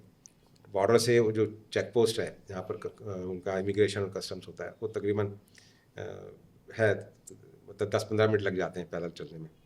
तो वहाँ वो गए, वहाँ पर अंदर गए तो उन्होंने हमारे कागज़ वागज़ लिए। अब कागज़ लेके उन्होंने वहाँ पर जो रोज़ बंदा देखता है उसको दे दिए। अब उस बंदे के पास हम गए तो उनका सवाल था कित्थों आए हो? मैं कह रही इंडिया तो आया। किस तरह आए हो? मैं कही गड्डी लेके आया। कहंदा नहीं किस तरह आए हो? मैं कही गड्डी लेके चला के आए हो, और किस तरह आए? कहंदा नहीं मेरा मतलब ये नहीं हैगा कि भाई कैसे आ गए हो, उसका मतलब था कि आप आ कैसे गए हो। कहता 35 साल तो मुझे हो गए इस पोस्ट के ऊपर, मैंने आज तक तो हिंदुस्तान की गाड़ी देखी नहीं, ना ऑफिशियल ना प्राइवेट, आप कैसे आ गए हो? मैं कहा ये तो ऊपर वाला लेके आया मुझे, ये मेरी डेस्टिनी में था कि मुझे ये यात्रा करनी है। और गए। अब गए तो वहाँ पर उनकी एक्चुअली हमारे में पता है प्रॉब्लम क्या है, मैं पहले बाद में बताना चाहता था, मैं आपको पहले बता रहा हूँ। हम किसी के बारे में ना हम बड़ी जल्दी अपना ओपिनियन बना लेते हैं। बहुत सारे हम हिंदुस्तानी बहुत जजमेंटल है। मैं हिंदुस्तानी इसलिए कह रहा हूँ, मैं भी उसमें आता हूँ। अगर किसी ने हमसे ओए करके बात करी तो हम पहले तो उसकी ज़ात पे पहुँच जाते हैं, ये साला वो है, उस पर्टिकुलर ज़ात का है, तो पहले उस बंदे को हम ब्लैकलिस्ट कर देते हैं, फिर उसकी हम ज़ात को ब्लैकलिस्ट कर देते हैं, फिर उसके हम कंट्री को ब्लैकलिस्ट कर देते हैं। हमारा 1 सेकंड में जजमेंट आता है, बिना देखे सोचे कि भाई असल में है क्या, हकीकत क्या है। वहाँ पर मैं गया, मैंने सुना हुआ था लोगों से कि भाई जो इंडिया से जाते हैं वहाँ पर उनको बड़ी इज्जत खातिर होती है, ये होता है वो होता है। मैंने लिटरली वो देखा है, जिया यार। मैं गया हूँ वहाँ पर, मेरे साथ एक अब मेरे को अभी याद आता है कि उनके जो इंटेलिजेंस का एक बंदा था, अच्छी खासी मेरे का 7 फुट का होगा, वो हर जगह मुझे मिला। So that means they were following us, keeping an eye. Keeping an eye. Keeping an eye के 2 मतलब होते हैं कि एक तो हमारी कि हम कुछ उल्टा सीधा नहीं कर रहे हैं, और दूसरा कि हम सेफ रहें। इसका फिर बाद में हमें मालूम पड़ा कि क्यों था हमारे साथ। नहीं वाजिब है। पाकिस्तान टीवी का जो एक लड़का था जो वो भी हमारे साथ था, वो सरदार था लड़का। तो जितने दिन हम पाकिस्तान में रहे वो मेरी गाड़ी वही चलाता था, और हमने सारा कुछ पाकिस्तान में देखा। वो उसने मेरे को बोला कि मैं आपको और भी ऐसी जगह पर ले जाता हूँ जहाँ आपका वीज़ा नहीं है। मैंने कहा वो नहीं करूँगा, मैं जितना वीज़ा मेरे को मिला है उतनी जगह पे जाऊँगा। और सारी जगह पे वो हमें घुमाने ले गया। फिर हम शॉपिंग करने भी गए, वहाँ पर भी लोगों ने पैसे नहीं, लोग मैंने सुना था कि लोग पैसे नहीं लेते, लिटरली लोगों ने पैसे नहीं लिए। और जिस तरह की आओ भगत खातिरदारी, वहाँ पर मुसलमान ही हैं यार जो हमारे गुरुद्वारों को संभाल रहे हैं, ठीक है ना। तो कौम बुरी नहीं है, लोग बुरे नहीं हैं। वो अगर लोग बुरे होते तो फिर बहुत बहुत तबाही मच चुकी होती। अगर लोग बुरे होते, पॉलिटिकली ठीक है, उनका अपना नज़रिया है, हमारा अपना नज़रिया है। अब तो सबक भी हमने सिखा दिया उन लोगों को, तो पॉलिटिकली बहुत कुछ हो सकता है। लेकिन अगर मैं पीपल टू पीपल कांटेक्ट की बात करूं, नो, उनके लोगों को मतलब नहीं है। उनको लोगों को खाना चाहिए यार, उनको लोगों को कपड़ा चाहिए, उनके लोगों को एजुकेशन चाहिए, उनके लोगों को हेल्थ चाहिए। उनके पास बेसिक बुनियादी चीज़ें नहीं हैं। तो उनके पास, पब्लिक के पास लड़ने का समय कहाँ है। पब्लिक तो बड़ी आसान है उनको भड़काना। आप हमारे यहाँ भी भड़का तो वहाँ पे ही भड़क जाते हैं, यहाँ पे भी भड़क जाते हैं, हर जगह यही हाल है। अभी क्या हो रहा है, भड़क ही रहे आपस में एक दूसरे। भैया कई फ्लेवर्स में आता है, ये ब्लूबेरी फ्लेवर है। वैसे सी बकथॉर्न खुद में एक प्लांट है जो आपको बहुत फ़ायदा देता है। आपकी गट हेल्थ को इम्प्रूव करता है, आपकी इम्यूनिटी बढ़ाता है, आपको एनर्जी देता है, और ना जाने कितने फ़ायदे हैं। ये ले से सोर्स किया गया है खास आपके लिए। लिफिंथिया सी बकथॉर्न जूस आज ही घर लाइए और द भोपू वाला शो देखते जाइए। एक कहावत है, जिन्हें लाहौर नहीं वेख्या उन्हें कख नहीं वेख्या। पर मुझे यार वो वाला लाहौर नज़र नहीं आया। मैंने ये कहावत बड़ी बार सुनी है कि लाहौर नहीं देखा, मतलब पता नहीं किस एंगल से है। तो मैं सारा हुआ हूँ पर थोड़ा पिछोकड़ कितने पाकिस्तान तो है, मेरे पेरेंट्स का पिछोकड़ पाकिस्तान पाकिस्तान हम से। लोग उस इलाके से आते हैं जहाँ ओसामा बिन लादेन पकड़ा गया था। उसको बोलते हैं north west frontier of Pakistan, NWPF। जगह का नाम हम जहाँ से आते हैं उसका टोपाबाद, नाम है बनू कोहाड़, बनू। बन्नू कोहाड़। तो मेरे आप पेरेंट्स आपने वहाँ से देखी वो जगह जाके? नहीं, मैंने नहीं देखी। वो उसका वीज़ा नहीं था आपके पास? उसके पास वीज़ा नहीं था। उसके बाद मैं दोबारा एम्बेसी गया, मेरे कई लोगों ने मना करा कि भाई वहाँ तो रॉ होती है, सब कुछ होता है। तो मैंने कहा मेरे से किसी का क्या लेना देना, I am an open book, मेरे बारे में डेली का पोस्ट पढ़ लो, मैं कहाँ हूँ सब लोगों को पता सबको है। पता है, हाँ। तो उन्होंने मुझसे कहा कि देखिए अगर आप इंडिया से आए हो, ठीक है, और हमारे गेस्ट हो और आप जा रहे हो वहाँ पर, आपको पता है हमारे यहाँ टेररिज्म है, और अगर गलती से किसी क्रॉस फायरिंग में आप हलाक हो जाते हो, यही वर्ड था उनका, वर्ड हलाक, अगर आप हलाक हो जाते हो तो लोग तो ये कहेंगे ना कि पाकिस्तान गए थे, इंडियंस को वहाँ पर मार दिया। एंड ही वाज राइट, ऐसा होता है। तो कहीं कहीं तो उन्होंने माना Incident कि ऐसे टेररिज्म accidents है उधर। हाँ, तो अपने भी हैं उनके भी हैं। तो किसी क्रॉस फायरिंग में आप कुछ भी हो सकता। फिर आप लाइमलाइट में हो। जब मैं गया था पूरे पाकिस्तान में एक हफ्ता टीवी पे खाली मैं ही दिखता था वहाँ पर कि भाई इंडिया से पाकिस्तान से गाड़ी आई है पाकिस्तान में, और ये मेरे बारे में कितने इंटरव्यूज़, कितना कितना प्रेस ने मुझको कवर किया। तो एवरीबडी न्यू मी देयर। तो वो तो है, लेकिन लोगों में मैं कहूँगी कि लोगों में कोई फ़र्क नहीं है। दुनिया के किसी कोनों में भी लोगों में फ़र्क नहीं है। अब लोग कहते हैं कि मुस्लिम कम्युनिटी को थोड़ा सा ऑर्थोडॉक्स माना जाता है, ठीक है ना, जैसे आप मिडल ईस्ट चले जाओ, बुर्का है, सब कुछ है। सेंट्रल एशिया है, ये भी तीनों कंट्रीज मुस्लिम कंट्रीज हैं, किर्गिस्तान, कजाकिस्तान, उज्बेकिस्तान, ये तीनों मुस्लिम कंट्रीज हैं। पर their people are more modern. उनकी जो लेडीज़ हैं वो गाड़ियाँ भी चलाती हैं, काम भी करती हैं, बुर्का भी उन्होंने, ऐसा नहीं कि पूरा नकाब पहन रखा हो। एंड क्या रीज़न है कि वहाँ पर ये सब ये देखिए रिगरसली फॉलो नहीं होता? डिपेंड करता है एक्चुअली। रिलीजन जो है ना, रिलीजन को आप कभी भी दायरे में नहीं बांध। आप रिलीजन में मानते हो? मैं रिलीजन में मानता हूँ, पर मैं इस चीज़ में नहीं मानता हूँ कि रिलीजन आपको किसी चीज़ को करने के लिए, restriction is not the religion, ठीक है ना। एक बार फिर से बोल दीजिए line. Restriction is not the religion. आप जो हम कई चीज़ों को रिस्ट्रिक्ट कर देते हैं। अब देखिए उसका बहुत अच्छा एग्जांपल है, सऊदी अरेबिया में औरतें गाड़ी नहीं चला सकती थी, ठीक है। उनको ये बात समझ में आई कि जैसे जैसे समय गुजर रहा है चीज़ें बदलनी चाहिए। अब धर्म एक ऐसी चीज़ है जो बदला नहीं जा सकता, लेकिन धर्म के साथ कुछ ऐसे जुड़े हुए कानून और या आप कह सकते हैं ऐसी रिवायतें हैं जो टाइम टू टाइम बदलनी चाहिए। धर्म के अंदर भी परिवर्तन आना चाहिए। जो हमारे जो कोड ऑफ कंडक्ट जो है ना, जो सच तो सच है, उसको आप नहीं बदल सकते, ठीक है ना। पर बहुत सारी सर्टन ऐसी चीज़ें होती हैं, छोटी छोटी चीज़ें, जो जब टाइम गुजरता है तो वो रिफाइंड होती हैं, ठीक है। अब जैसे हम ले लें, हमारे गुरुओं ने कितनी जंगें लड़ी, ठीक है, और मुगलों के साथ लड़ी, तो उस वक्त हमारे पास क्या था, तलवार थी। बाद समय बदला तो तोप आ गई। अब मैं कहूँ कि अगर मेरे को अभी जाके पाकिस्तान से या किसी कंट्री से जंग लड़ी, मैं तलवार लेके चला जाऊँ, तो मेरे से ज़्यादा कोई मूर्ख नहीं है। उस वक्त तलवार ही थी, आज उसकी जगह पे मिसाइल्स हैं, आज उसकी जगह पे गन्स हैं। तो वो चेंज हुआ ना, समय बदला। वही सऊदी अरेबिया है जहाँ पर औरतें गाड़ी नहीं चला सकती थी, आज वहाँ चला रही हैं। वही वक्त के साथ बदलते रहना चीज़ें चाहिए। बदलती हैं। तो धर्म के अंदर कुछ मैं सबकी बात नहीं करता कि सब कुछ परिवर्तन होना चाहिए, पर धर्म के छोटी छोटी ऐसी चीज़ें हैं जो समय के साथ उनको परिवर्तित होना चाहिए। मेरा अपना मानना है, आई मे बी रॉन्ग। आपने वो लाइन बिल्कुल सही बोली है। Yes, religion is not a restriction. Restriction is not religion. Restriction is not. If anything is trying to restrict you. और मुझे सर क्या लगता है, correct me if I am wrong, कि अगर कोई भी चीज़ आपको खुद को दूसरे से बेहतर या दूसरे से कम फील करा रही है तो वो गलत है। वो धर्म है ही नहीं।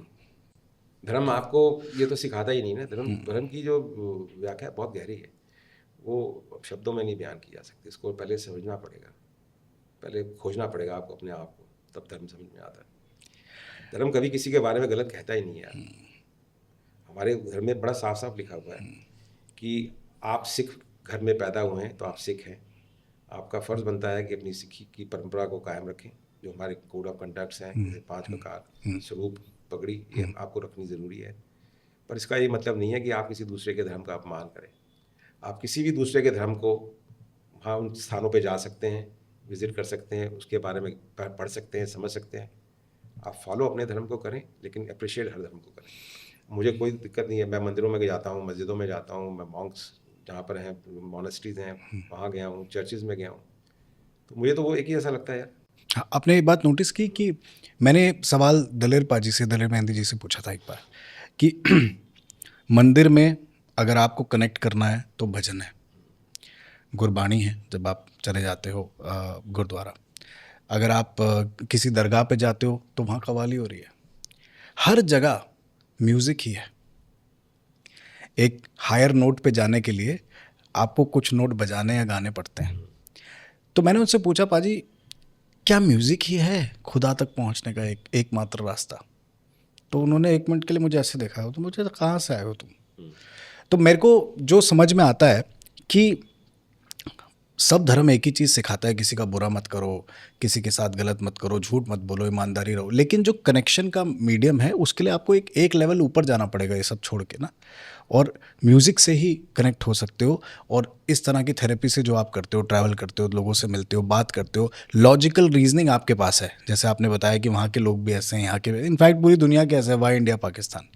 तो एक पर्पज़ होता है हर चीज़ को करने का। क्या आपको लगता है कि जो पर्पज़ आपके पास नहीं था, आप बस ट्रैवल करना चाहते थे, या था पर्पज़ तो आप मुझे करेक्ट करना, वो पर्पज़ हल हुआ और अब आपको ऐसा लगता है कि you are a better and more improved person after so much travel? सही बताऊं तो मेरे पास जब मन में पहला विचार आया था कि मुझे ट्रैवल करना है, उस वक्त मेरे पास कोई पर्पस नहीं था। ऐसे किसी लड़की से मुलाकात हुई थी कनॉट प्लेस में 1979 में, वो हमारे मैंने सुनी है वो गेस्ट कहानी। हाउस में आए वहाँ पर, तो उसने हमें इंस्पायर आपके किया। मित्र भी थे एक? हाँ, मेरे मित्र कमल जैन जी जी, नो मोर, यस। तो वहाँ से एक इंस्पिरेशन मिली। इंस्पिरेशन मिलने के बाद मुझे लगा कि हमें जाना चाहिए, फिर वो नहीं हुए गए, उसके बाद टाइम इतने साल गुजर गए, फिर when I started I discover her, I went to her house, surprise भी दिया। तो उस वक्त तक कोई पर्पज़ नहीं था ना, 79 में पर्पज़ था, बस ये था, एक जुनून था कि जाना है, जिद थी कि जाना है। ना 2018 में था जब मैंने जर्नी शुरू करी, तब भी एक ही जिद थी कि जो मेरा सपना था मैंने उस वक्त देखा था, मुझे पूरा करना है। कुछ भी ऐसा नहीं था, आई वॉज एब्सोल्युटली ब्लैंक। और मेरे साथ पूरी जर्नी में तब से लेकर आज तक जो कुछ घटा, कुछ भी प्लान नहीं था। मैं जिन लोगों से मिला हूँ, किसी के साथ मेरी प्लानिंग नहीं थी, ना अर्नोल्ड श्वार्ज़नेगर के साथ, ना सुष्मिता सेन के साथ, ना सदगुरु के साथ, ना किसी और के साथ। जितने एम्बेसीज में मैं गया हूँ, उनके वॉल ऑफ थॉट्स पे मैंने लिखा है, एम्बेसीज में बड़ा कुछ किया है। सबको मैंने खाली एक मेल डाली थी, एम्बेसडर्स की बात कर रहा हूँ, कि भाई this is who I am, this is what I intend to come and meet you. और जाने से एक दिन, पहुँचने से एक दिन पहले बस उनके ऑफिस में फ़ोन करता था, और everybody was so kind and helpful कि they gave me an appointment. Short notice पे एम्बेसी से अपॉइंटमेंट जल्दी मिलता नहीं है, और हर जगह लोगों ने वेलकम किया।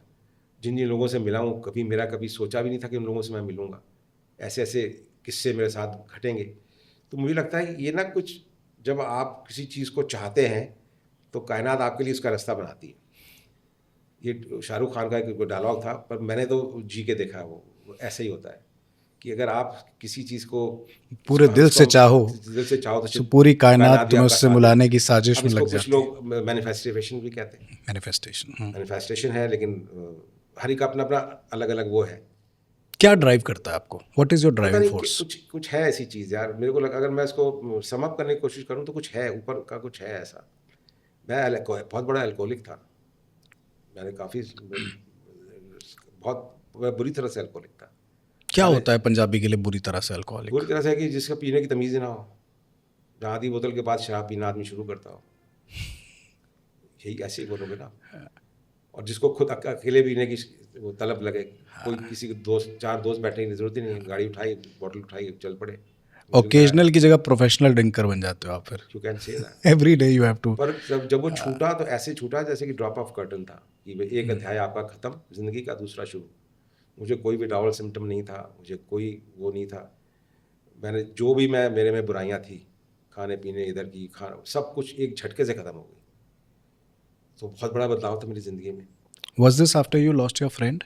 नहीं, फ्रेंड को तो वो तो बाद में हुआ।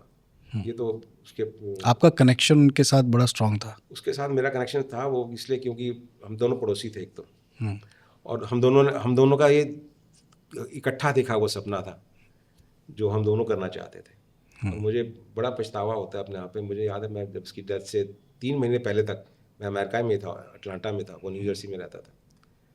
और मैं रोज़ सोचता था यार जाऊँगा, उससे मिल के आऊँगा, जाऊँगा, उससे मिल के आऊँगा। वो बस मिलना हुआ ही नहीं। सो वो पर हर जगह पे मैंने उसे मिस किया। जहाँ जहाँ हम जाना चाहते थे उन सब जगह पे जाके मैंने उसको चीख चिल्ला के मैंने उसको मिस किया, अपने आप को एक्सप्रेस करके।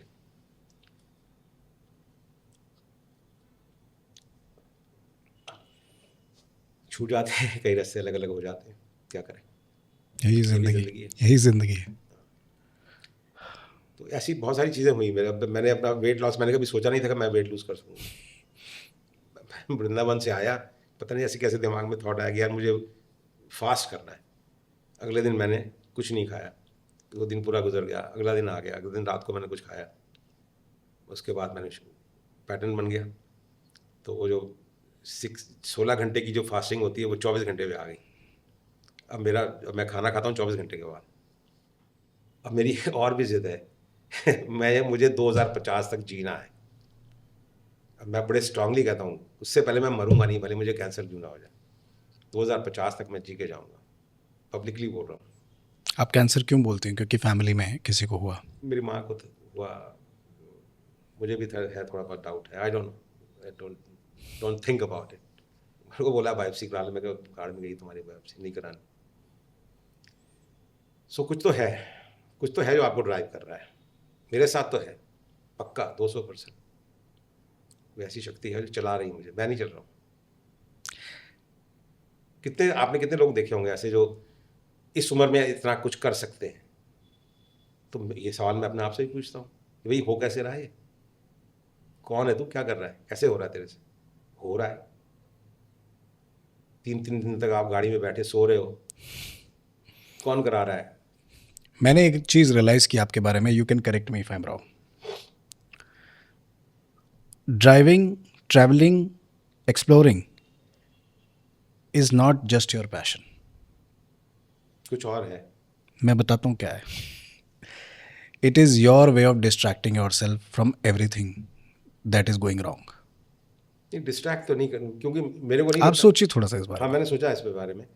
मुझे जो आपने एक लाइन बोली ना कि आप गाड़ी में बहुत अनकंफर्टेबल होकर बैठ रहे थे, हाँ, और किसी ने आपसे कहा कि कैसे जाओगे? आपको तो बहुत तकलीफ है। आपने बोला यहाँ बैठ के सब ठीक हो जाए। आपका ये बिलीफ है हाँ कि है आप belief, अगर और हो जाता है। खाली ये कोरा बिलीव नहीं है। मेरे को हो जाता है। मेरे पाँव में सेलाइटिस है। सेलाइटिस में क्या होता है कि आप पाँव लुढ़का के बैठो तो पाँव आपका यूँ हो जाता है, सूझ जाता है। सूझ जाता है।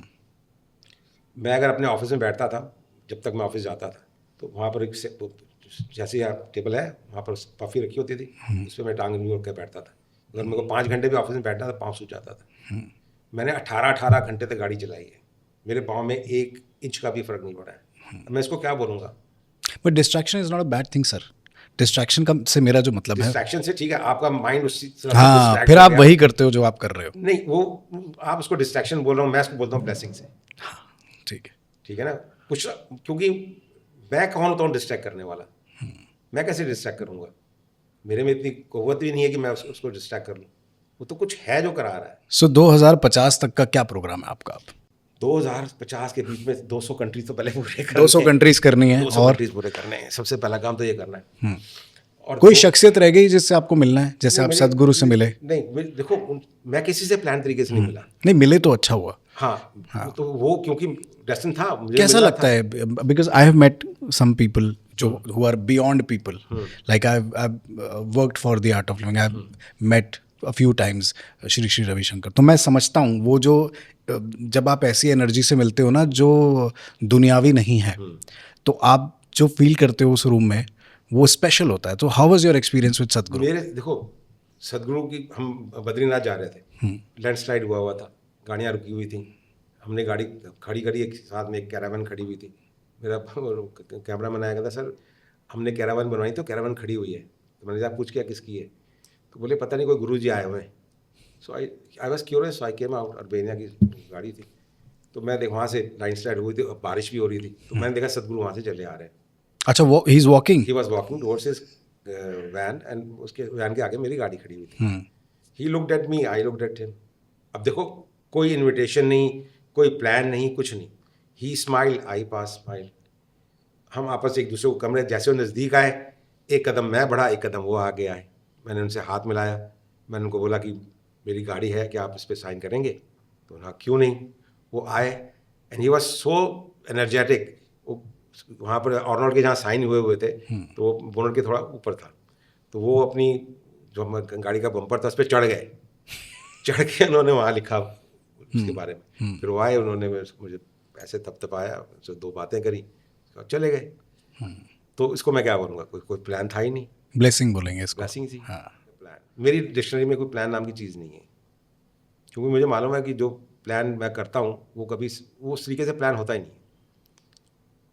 तो उस पर छोड़ दो ना, आपकी इच्छा है, आप एक बच्चे की तरह मांग रहे हो ना, सिर्फ मुझे करना है, मुझे चाहिए, कराएगा वो, वही कराएगा, वही कराता आ रहा अभी तक।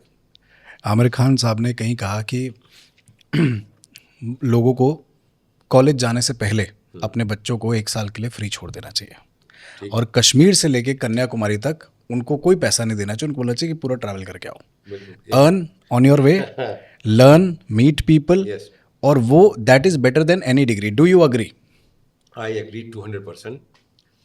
और आई विश की समझ मुझे पहले आई होती। अब मैं लोगों को देखता हूँ ना, एक हम गुजरात में एक फैमिली है, दे आर हाँ। One of the biggest Yes, diamond yes. Merchant. तो उनके बारे में बड़ा वो he was working at a dhaba, उनका बेटा। मीडिया में भी था कि उन्होंने 400 गाड़ियाँ मर्सिडीज अपने स्टाफ को दी, फिर कितने 100 लोगों की उन्होंने शादियाँ कराई, उनको घर दिए। तो उनकी फैमिली में एक रिवाज है कि वो जब भी बच्चा जब बड़ा होता है तो उसको फिर वो 1 महीने के लिए छोड़ देते हैं।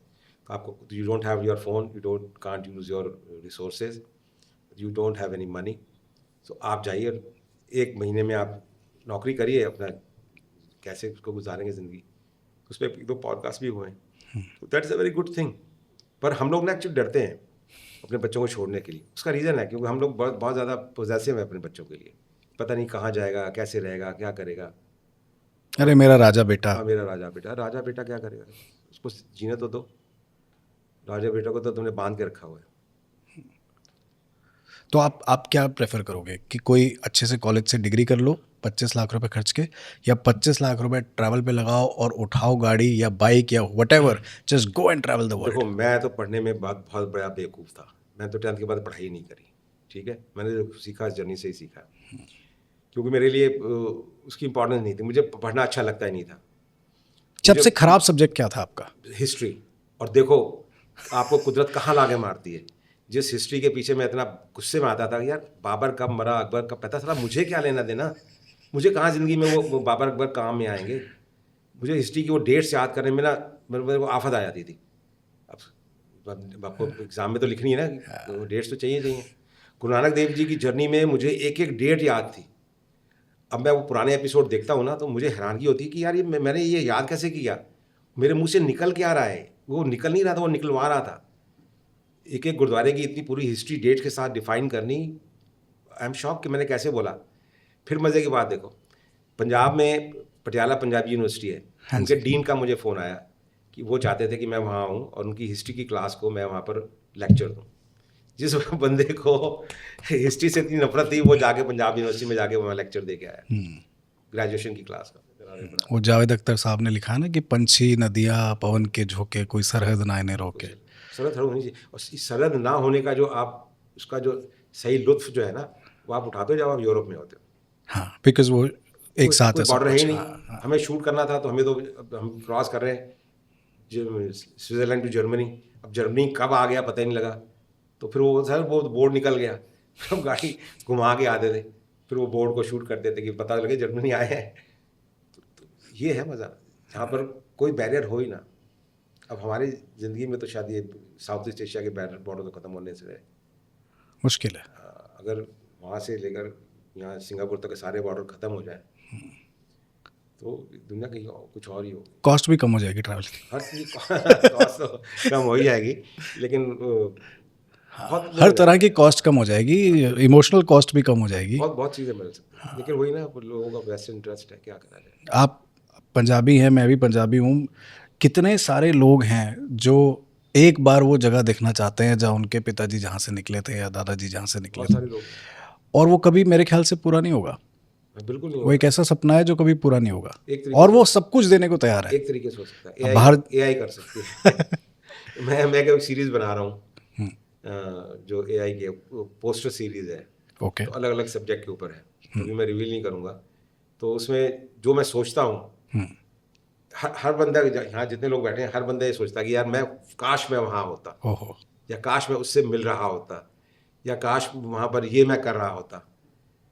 तो वो सब कुछ पॉसिबल है। I'll send you one poster, you'll see that what I'm saying. I will definitely sir. तो वो है कि आप जो कुछ सोच सकते हो, वो उस जोन में आप जा सकते हो, वो यही ले आ सकती है आपको। जैसे आप फ्यूचर में चले गए या पास्ट में चले गए। लेकिन उसमें वो मज़ा नहीं है जो आपके वहाँ जाकर बैठने नहीं, में वो तो एक देखो, अब जो चीज़ पॉसिबल नहीं है, हाँ अब आप वो तो नहीं कर सकते, ठीक है ना, पर ये तो आप कर सकते हो, कम से कम आप अपनी इच्छाओं को ये तो कर सकते हैं, मतलब फोटो विजुअली। इंस्टाग्राम के लिए तो कर सकते हो आप। इंस्टाग्राम के लिए करो, विजुअली भी आपको भी देखने में लगता है ना कि यार हाँ, अगर मैं जा सकता होता तो मैं ऐसे होता, या मैं ये कर रहा होता। उसकी आपकी रील भी बनती है, उसके आपके पोस्टर्स भी बनते हैं, बड़ा कुछ बनता है। वाह, we look forward to it sir. अब मैं कुछ ऐसे सवालों पे आ जाता हूँ जिनकी आपको आदत है। जी। अभी तक तो जो रूह की बात थी वो हमने कर ली। अब मुझे बताइए कि सबसे इजीएस्ट रूट क्या है अगर मुझे दिल्ली से चल करके आज लंदन तक जाना है, मेरे को सबसे इजीएस्ट रूट तो है वाया और पाकिस्तान। Cost effective. कॉस्ट सबसे इफेक्टिव एक प्रैक्टिकल भी और कॉस्ट इफेक्टिव। प्रैक्टिकल तो है वाया पाकिस्तान, जो कि पॉसिबल ना है, ना आने वाले फ्यूचर में मुझे लगता है कि होगा। जो था लोगों के लिए प्रैक्टिकल था वो लोग जिनके पास फॉरेन पासपोर्ट है, इंडियन पासपोर्ट नहीं। तो आपके पास भले ही टिम्बकटू का पासपोर्ट क्यों ना हो, आप तो भी ट्रैवल कर सकते हो पाकिस्तान को क्रॉस करके, वहाँ से आ भी सकते हो, यहाँ से वापस भी जा सकते हो। और आपका इंडियन पासपोर्ट है तो आप नहीं जा सकते। अब पीछे शायद उन्होंने बाहर के फॉरेनर्स के लिए भी बंद कर दिया है, जब से और का चक्कर हुआ है। तो वो सबसे शॉर्टेस्ट रूट वही है, ठीक है। अब अवेलेबल रूट क्या है? नहीं, वो कितने किलोमीटर का रूट है अगर वो लेते हैं तो क्या क्या आता है बीच में? उसमें आप यहाँ से पाकिस्तान, अफगानिस्तान, ईरान वगैरह होकर आप जा सकते हो। बुल्गारिया आ गया, नेक्स्ट यूरोप बॉर्डर आ गया, ठीक है, वो तो बहुत शॉर्टेस्ट रूट है। ओके। तो नॉर्मली जो हम लोग रूट अभी जो हम अपने क्लाइंट्स को बेचते हैं वो है 18,000 किलोमीटर का, वाया नेपाल चाइना होके, via Nepal China Kyrgyzstan Kazakhstan Uzbekistan Russia, फिर वहाँ से यूरोप एंटर कर लिया और 20 कंट्रीज घुमा के आप 18,000 किलोमीटर में आप London and how much of it is by road and how much of it you have to? Absolutely 99.999% by road है। बाय रोड, वो 0.01% जो है, जिसके बाद आप जो इंग्लिश चैनल है, हाँ, फ्रांस और वो आप यूके के क्रॉस बीच में करते हो, कैले, हाँ। वो पोर्ट है, वहाँ से आप शिप में। वहाँ से दो रास्ते हैं। एक तो आप गाड़ी के शिप के ऊपर ले आ सकते हो, उसमें 1.5 घंटा लगता है, या आप अंडरग्राउंड रेलवे है अंडर वाटर, उस पर ले आ सकते हो, उसमें 50 मिनट लगते हैं, 50 मिनट में आप पहुँच गए। तो उसमें भी गाड़ी चली जाती है? उसमें गाड़ी चली जाती है। तो both the cases your car is safe on platform where it is going, you are not running it. तो या तो आपको फेरी लेके जा रही है, या आपको ट्रेन का जो प्लेटफॉर्म वो है बना हुआ है उसका, उस पर आप गाड़ी खड़ी कर रहे हो और वो अंडर वाटर जा रही है। तो बाकी ऐसा कहीं नहीं। या फिर आप अगर आपने वो रास्ते तो वैसे भी हैं, अगर आपने यूरोप अपना मॉस्को से ऊपर जाना है फिनलैंड, तो बाय रोड जा सकते हो, बहुत लंबा रास्ता है, पर we take it shortest route. तो एस्टोनिया से आप फेरी पकड़िए, 1.5 घंटे में फिनलैंड आ गए, फिनलैंड से लेकर फिर आप सीधा फिनलैंड, स्वीडन, नॉर्वे, डेनमार्क। वाह। तो कितने दिन का समय चाहिए एक नॉर्मल इंसान को जो आज आपको देख रहा है कि अगर तो ये ना आपने एक दर्द, मतलब मेरी दुखती रग को छू दिया क्योंकि मैं इसका अगर ऑनेस्ट जवाब दूंगा तो लोग भाग जाएंगे, मेरे क्लाइंट ही नहीं आएंगे और अगर मैं इसका आज तो हम ऑनेस्टी बात कर रहे हैं वैसे, डिप्लोमेटिक जवाब दूंगा, तो पहली बात तो ये है भैया, जिस लोगों को, जितने भी लोगों को जाना है या जो जाना चाहते हैं, तो 3 चीज़ें बहुत ज़रूरी हैं इसको करने के लिए। सबसे पहला जुनून, पागलपन, अगर वो है तो करो, नहीं है तो मत करो, जाओ ही मत। दूसरा है हौसला। लोग मुझसे पूछते हैं कि भाई आप गाड़ी कौन सी लें? मैं कहा भाई गाड़ी कोई भी ले जा। मेरा क्लाइंट था वो 3 व्हीलर से चला गया, तो गाड़ी 4x4 2x2 इससे कोई फर्क नहीं पड़ता। गाड़ी के पीछे कौन बैठा है उससे भी कोई फर्क नहीं पड़ता। गाड़ी चला कौन रहा है कोई फर्क नहीं पड़ता। गाड़ी चलाने वाले का हौसला कितना है उस पर फर्क पड़ता है। अगर आपके जुनून है, पागलपन है कि हाँ मुझे करना है, तो फिर उसका मज़ा कुछ और है, ठीक है। अब आपका दूसरा सवाल इससे जुड़ता हुआ क्या था, आपने क्या पूछा था? सॉरी, कितने दिन? कितने दिन? दिनों वाला जो है ना वो टेंशन सवाल है। पहली बात तो ये है कि आप करने क्या जा रहे हो। अगर तो आपको खाली कंट्री गिनने हैं, या आपकी वाइफ को कहना oh we went last year की पार्टी की बोलने के लिए कि भाई हम लोग इतने कंट्री घूम के आए हैं, तो भैया आपको मैं 20 की का 30 कंट्री में घुमा लाऊंगा। बस आप सुबह जाओगे, टच करोगे और फिर अगला कंट्री चले जाओगे। ये ट्रैवल नहीं है यार। किसी जगह को देखने के लिए कम से कम 2 हफ्ते तो एक कंट्री में आप गुजारोगे नहीं गुजारोगे? ठीक है, मतलब क्या करने क्या जा रहे हो? ठीक है। बाहर चले जाओ, बाय रोड क्यों जा रहे हो? हाँ, ये टूरिज्म और ट्रैवल में फ़र्क बता फर्क रहे है हो। ना, हाँ, यही तो सबसे बड़ा फर्क है कि टूरिस्ट जो है उसको कोई लेना देना नहीं है एक्सप्लोरेशन से। उसको ये पता है कि भाई मैं आराम से 5 स्टार होटल में जाके ठहरूंगा, सुबह मेरा ब्रेकफास्ट बना होगा, मैंने बुफे ब्रेकफास्ट करना है, लंच डिनर वो लोग टूर वाले अपना करा देंगे या बाहर कराएंगे, रात को घर पे करा देंगे होटल में, और मेरे को गाइड होगा, दिखाएंगे जगह। अरे भाई कितनी दफ़ा देखेगा जगह? अब कितनी दफ़ा हम स्विट्ज़रलैंड गए हैं, कितनी दफ़ा हम यूरोप में घूमे होंगे, अमेरिका गए होंगे, कनाडा गए होंगे, हर जगह आई ट्रैवल ऑल। वहाँ से आपको मिला क्या, सीखा क्या आपने? अब आप मुझे एक जवाब दो, मैं आपको टूर और एक्सपीडिशन का फ़र्क समझाता हूँ। जी। What we are offering is the expedition.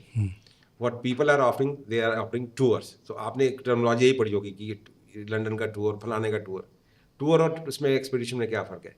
Tour वाले क्या करते हैं कि आपको बोलेंगे ये आपकी आइटनरी है, आपका पासपोर्ट हमें दीजिए, वो अपना सारा काम वही करेंगे, आपकी परमिशन कहाँ से आनी है वो भी वही करेंगे, आपका बॉर्डर कैसे क्रॉस करना है वो भी वही करेंगे, आपका होटल भी वही उन्होंने बुक करा के रखा है, आपको घुमाने के लिए कौन कौन सी जगह जाना है वो भी वही कर रहे हैं, और फिर उसके बाद आपकी गाड़ी भेजनी है तो उन्होंने लोग करके भेज। अरे आपने क्या सीखा? आप कह सकते हो किसी को या किसी प्रेस को आप इंटरव्यू दे सकते हो या किसी मीडिया से बात कर सकते हो कि this is what I did, this is what they have done for you, but I am offering people to come and join the expedition. We are there like your backbone. आपको अपना border खुद cross करना है, मैं आपको बता दूंगा कैसे क्रॉस करना है।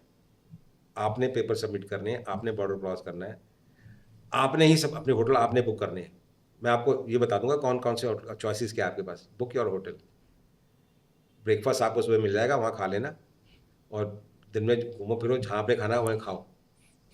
आपको मैंने आपका बजट बना दिया, ठीक है, कि इस बजट में आप कर सकते हो। उस बजट से प्लस माइनस 2-4-5% ऊपर नीचे होगा।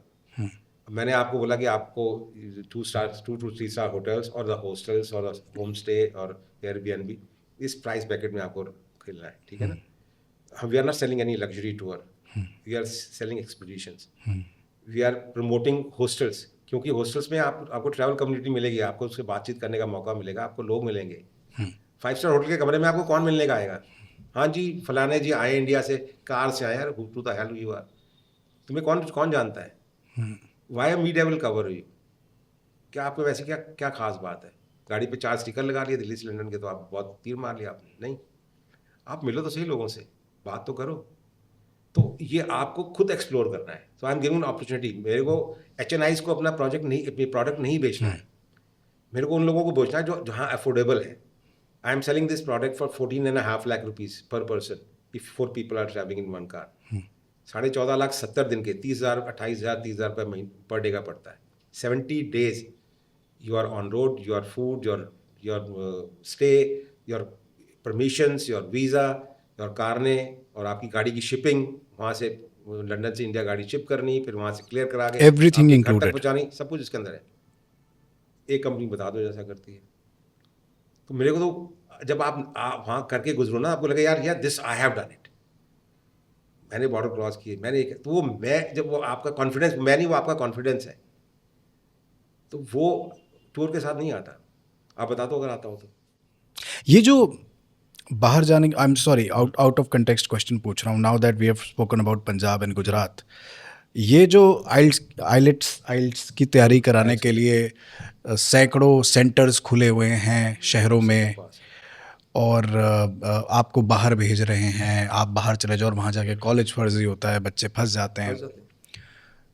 How do you look at it now that you go outside? आप तो ऐसे भी लोगों से मिलते होगे जो डंकी मार के आ गए हैं, ऐसे भी लोगों से मिलते होगे? डंकी मारने वाले से मेरा कोई ऐसा कोई इत्तेफाक हुआ नहीं कि किसी से मिला हो, लेकिन मतलब बाहर जब आप जाते हैं तो कुछ लोग तो आते होंगे ना मिलने? लोग तो बतेरे आते हैं, पर उनको ये थोड़ी क्या आएगा कि मैं डंकी मार के आऊँ, ठीक है ना। एक लोगों के दिमाग में वो है कि भाई शॉर्टकट है, इस तरीके से हम चले जाएं। और ये रोड ट्रिप को भी जो लोग एक्सप्लॉइट करते हैं ना, वो यही है, वो भी एक डंकी का एक फॉर्म है। अच्छा, मतलब कि हमें ले चलो साथ में और मैं वहाँ से गायब हो जाऊँगा। तो एक बंदे ने तो मेरे को बिल्कुल पॉइंट ब्लैंक बोला ये कि भाई आप, मैंने कहा तो तेरा पर्पस क्या जाने का? कहता अंकल मैंने वापस नहीं आना। मैंने कहा तूने बहुत अच्छा किया, तूने मुझे बता दिया। Thank you very much. I appreciated him, you are the most honest guy. मैं कहा I am the wrong person. लेकिन लोग ले जाते हैं ऐसे वहाँ पे, छोड़ाते ले हैं. जाते होंगे यार, मेरे तो कभी ऐसे उसमें आया नहीं. पर हाँ, जब हैं बहुत सारे ऐसे लोग हैं जो ले जाते भी होंगे. लेकिन कितने लोग हैं यहाँ पर जो लोगों को ले जाने वाले? ऐसा हार्डली देयर फ्यू कंपनीज. बहुत सारे लोग नहीं है. आयल वाला चक्कर है, ये तो है. ये तो बहुत बड़ा रैकेट है. आप पैसे वो अब तो एक उन्होंने ये कहना शुरू कर दिया कि आप आपका एडमिशन करा देंगे जब, और जब आपका वहाँ वीज़ा लग जाएगा पैसे तब देना. पैसे भी मत दो. इतनी कंपटीशन है पंजाब में और बच्चे एक्सप्लॉइट हो रहे हैं यूनिवर्सिटीज़ के नाम पे. यूनिवर्सिटीज़ है ही नहीं, fake, all everything is fake. आपसे ज़्यादा दुनिया कोई नहीं घुमा, मेरी विसिनिटी में तो नहीं घुमा. तो मैं आप चाहता हूँ कि आज इस प्लेटफॉर्म पर, द भोपू वाला शो पर, आप उन बच्चों को कोई मैसेज दो जिनको लगता है कि एक बारी मैं पंजाब तो निकल गया, मैं बाहर चला गया, यूके चला गया, कनेडा चला गया, अमेरिका चला गया, ता मेरी ज़िंदगी बन चुकी. नहीं बढ़नी यार, इस तरह ज़िंदगी नहीं बढ़नी. बड़े बंदे देखे ने, मैं अपने परिवार च भी देखे ने, अपने दोस्तां यारां च भी देखे ने, उन्होंने बच्चे भी देखे ने. जिंदगी बननी होंदी ना तो हिंदुस्तान च भी बन जाती है. जे नहीं बननी होंदी तो तुसी भावें जिथे मर्जी चले जाओ. ऐसा होता नहीं, क्योंकि हमें ना सब कुछ रोज़ी रोज़ी लगता है. हमें लगता है कि शायद वहाँ बहुत कुछ अच्छा होगा हमारे साथ, जॉब्स मिल जाएंगी. पहली बात तो जॉब्स इतनी आसान है नहीं मिलनी, ठीक है ना. एक बंदे का मेरे को फ़ोन आया कि सर मुझे ना आप जॉब्स का कराते हो कुछ. मैंने कहा मैं तो जॉब्स का कुछ नहीं करता, मैं तो ट्रैवल कराने के लिए, मैं आप चलो मेरे साथ, मैं ले जाता हूँ. तो बोलता है मुझे जॉब चाहिए. तो मैंने कहा तुम सीधे तरीके से करो ना, थोड़ा इंटरनेट पे दिमाग खपाओ, देखो यूरोप में कहाँ है. लैक्समबर्ग इज़ द ओनली प्लेस जहाँ पर आपको बहुत अपॉर्चुनिटीज़ हैं जॉब्स की, ठीक है. तो आप लैक्समबर्ग का ट्राई करो. ऑफिशियली आप जा सकते हो, सैलरीज भी बहुत अच्छी हैं, जगह भी बहुत सुंदर है, और आपको जॉब मिल भी जाती है और आपका वीज़ा भी मिल जाता है. ऐसा नहीं है कि वहाँ पर आप लेजिटिमेट तरीके से करो ना. अब शॉर्टकट मत ढूंढो. तो जो भी शॉर्टकट होता है अल्टीमेटली लॉन्ग कट ही आता है. Shortcut, there is nothing like a shortcut. Life में कोई शॉर्टकट नहीं होता. नहीं, कोई शॉर्टकट नाम की चीज़ नहीं होती. This is a very very good moment in the show where he says life में कोई शॉर्टकट नहीं होता. फिर चाहे आप टूरिस्ट बनकर एक शहर देखने जाएं या ट्रैवल करने के समय लेके जाएं, तो वो शॉर्टकट नहीं है. शॉर्टकट मत लीजिए, ज़्यादा एंजॉय करेंगे. उसी तरह से करियर में भी अगर आपको लगता है कि कोई शॉर्टकट आपको तरक्की दिला देगा, आपको आगे बढ़ा देगा, लाइफ को सुखमयी बना देगा, सपनों की दुनिया बना देगा, तो सपनों की दुनिया बनती नहीं, बनानी पड़ती है. आज हमने सीखा. टर्बन ट्रैवलर जी से हमारे साथ आज हैं. और एक छोटा सा आपके लिए मेरे पास एक रैपिड फायर राउंड है, उसको हम जीते हैं. और फिर मुझे नहीं लगता मैंने एक भी सवाल इसमें से पूछा है जो आपने मुझे सवाल दिए, लेकिन मुझे बहुत मज़ा आया. I think more than about travel, it was about life, the conversation that we did. क्योंकि ट्रैवल पे बहुत सारा बोल लिया है, बड़ी कॉमन चीज़ें होती हैं. हाँ, हर एपिसोड, हर पॉडकास्ट में यही होता है कि आई वाज टेलिंग देम कि सर से ना लाइफ की बात करो, क्योंकि बहुत कम लोग हैं जो इतना ट्रैवल किए हैं. और ट्रैवल जो पंख खोलता है ना, फिर उस बंदे से बात करने का ही मज़ा है. क्योंकि अगर मैं यही पूछता रहूँगा सड़क पे कहाँ गड्ढे हैं, कौन सी गाड़ी ले जाऊँ, क्या करूँ, तो वो तो बहुत सारे आपके पॉडकास्ट है जिसमें हम देख सकते हैं, महसूस कर सकते हैं. खैर, इस पर क्लोजिंग पे बाद में आएंगे. पहले मैं आपसे रैपिड फायर राउंड पूछता हूँ, तो क्या आप तैयार हैं? बिल्कुल बिल्कुल. अच्छा, ट्रैवल करते वक्त चाय या कॉफ़ी? मेरे लिए coffee, black without coffee. Sugar, without milk. One word to describe yourself, traveller, seeker, rebel, क्या? वन वर्ड में एक्सप्लेन करना बड़ा मुश्किल है, पर I can say I am the blessed one. You are the blessed one. Yes, I am the blessed one. वाह. एक गाना जो आप गुनगुनाते, क्या आप गानों का शौक रखते हैं? थोड़ा बहुत. तो अब एक गाना जो आपको डर लगता है तो आप गुनगुनाते हैं, ऐसा होता है कभी? मैं निकला गड्डी लैके रस्ते ਵਿੱਚ ਇੱਕ ਮੋੜ ਆਇਆ, मैं ਉੱਥੇ दिल छोड़ आया. ओके. विंडोज डाउन और air conditioning full on? Depend आप कौन से एयर क्वालिटी इंडेक्स क्या है? हाँ, नहीं नहीं, अगर आप जब बहुत ऑफ रोडिंग कर रहे हैं तो धूल मिट्टी ज़्यादा है तो एयर कंडीशनिंग. अदरवाइज खुली हवा का तो मज़ा ही कुछ और है. वाह. कौन से मुल्क का खाना आपको सबसे ज़्यादा पसंद आया? मुश्किल सवाल है to a Punjabi, but will still go with it. मुझे हर मुल्क में जाके वहाँ का खाना टेस्ट करने का शौक है बचपन से. ऐसा रहा जब से मैंने ट्रैवलिंग शुरू करी. तो ये कौन से मुल्क का खाना अच्छा लगा, ये सबसे ज़्यादा you look forward to it? नहीं, देखो I like Chinese food. But Chinese food जो चाइनीज़ फूड आप यहाँ सोचते हो चाइना में वो चाइनीज़ फूड आपको नहीं मिलता अनफॉर्चुनेटली। हमने पंजाबीआइज कर दिया ना उसको, चाइनीज फूड को, पनीर भी डाल दिया हमने तो हमने बड़ा चाइनीज। कुछ कर दिया नहीं, लेकिन आप अच्छा खाना जो ऑथेंटिक चाइनीज़ खाना जो है ना, एक्चुअली जिस रास्ते से हम लोग जाते हैं ना, वो एक्चुअली वो मेनलैंड चाइना है ही नहीं। जो लोग यहाँ से ट्रैवल करना चाहते हैं या कर रहे हैं या कर चुके हैं, उनको मालूम भी होगा, जो उनको नहीं मालूम है मैं बता देता हूँ कि ये चाइना का मतलब जो है, ये चाइना का रास्ता जो है 80% जो है वो तिब्बत से होकर गुजरता है और सारा पहाड़ी इलाका है, रॉक माउंटेन्स है, सारे रॉकी माउंटेन्स। तो वहाँ पर आपको खाने पीने की थोड़ा सा वो रहता है। तो जो मेनलैंड चाइना जैसे आप लोग घूमे होंगे, तो वो मेनलैंड चाइना ऐसा नहीं है।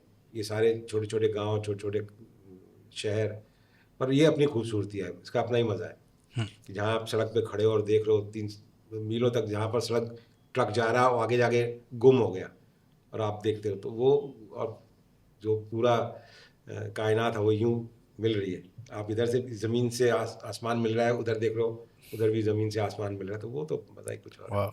और ये जो नज़ारा है, ये अकेले देखने का मज़ा है या विद अ को पैसेंजर?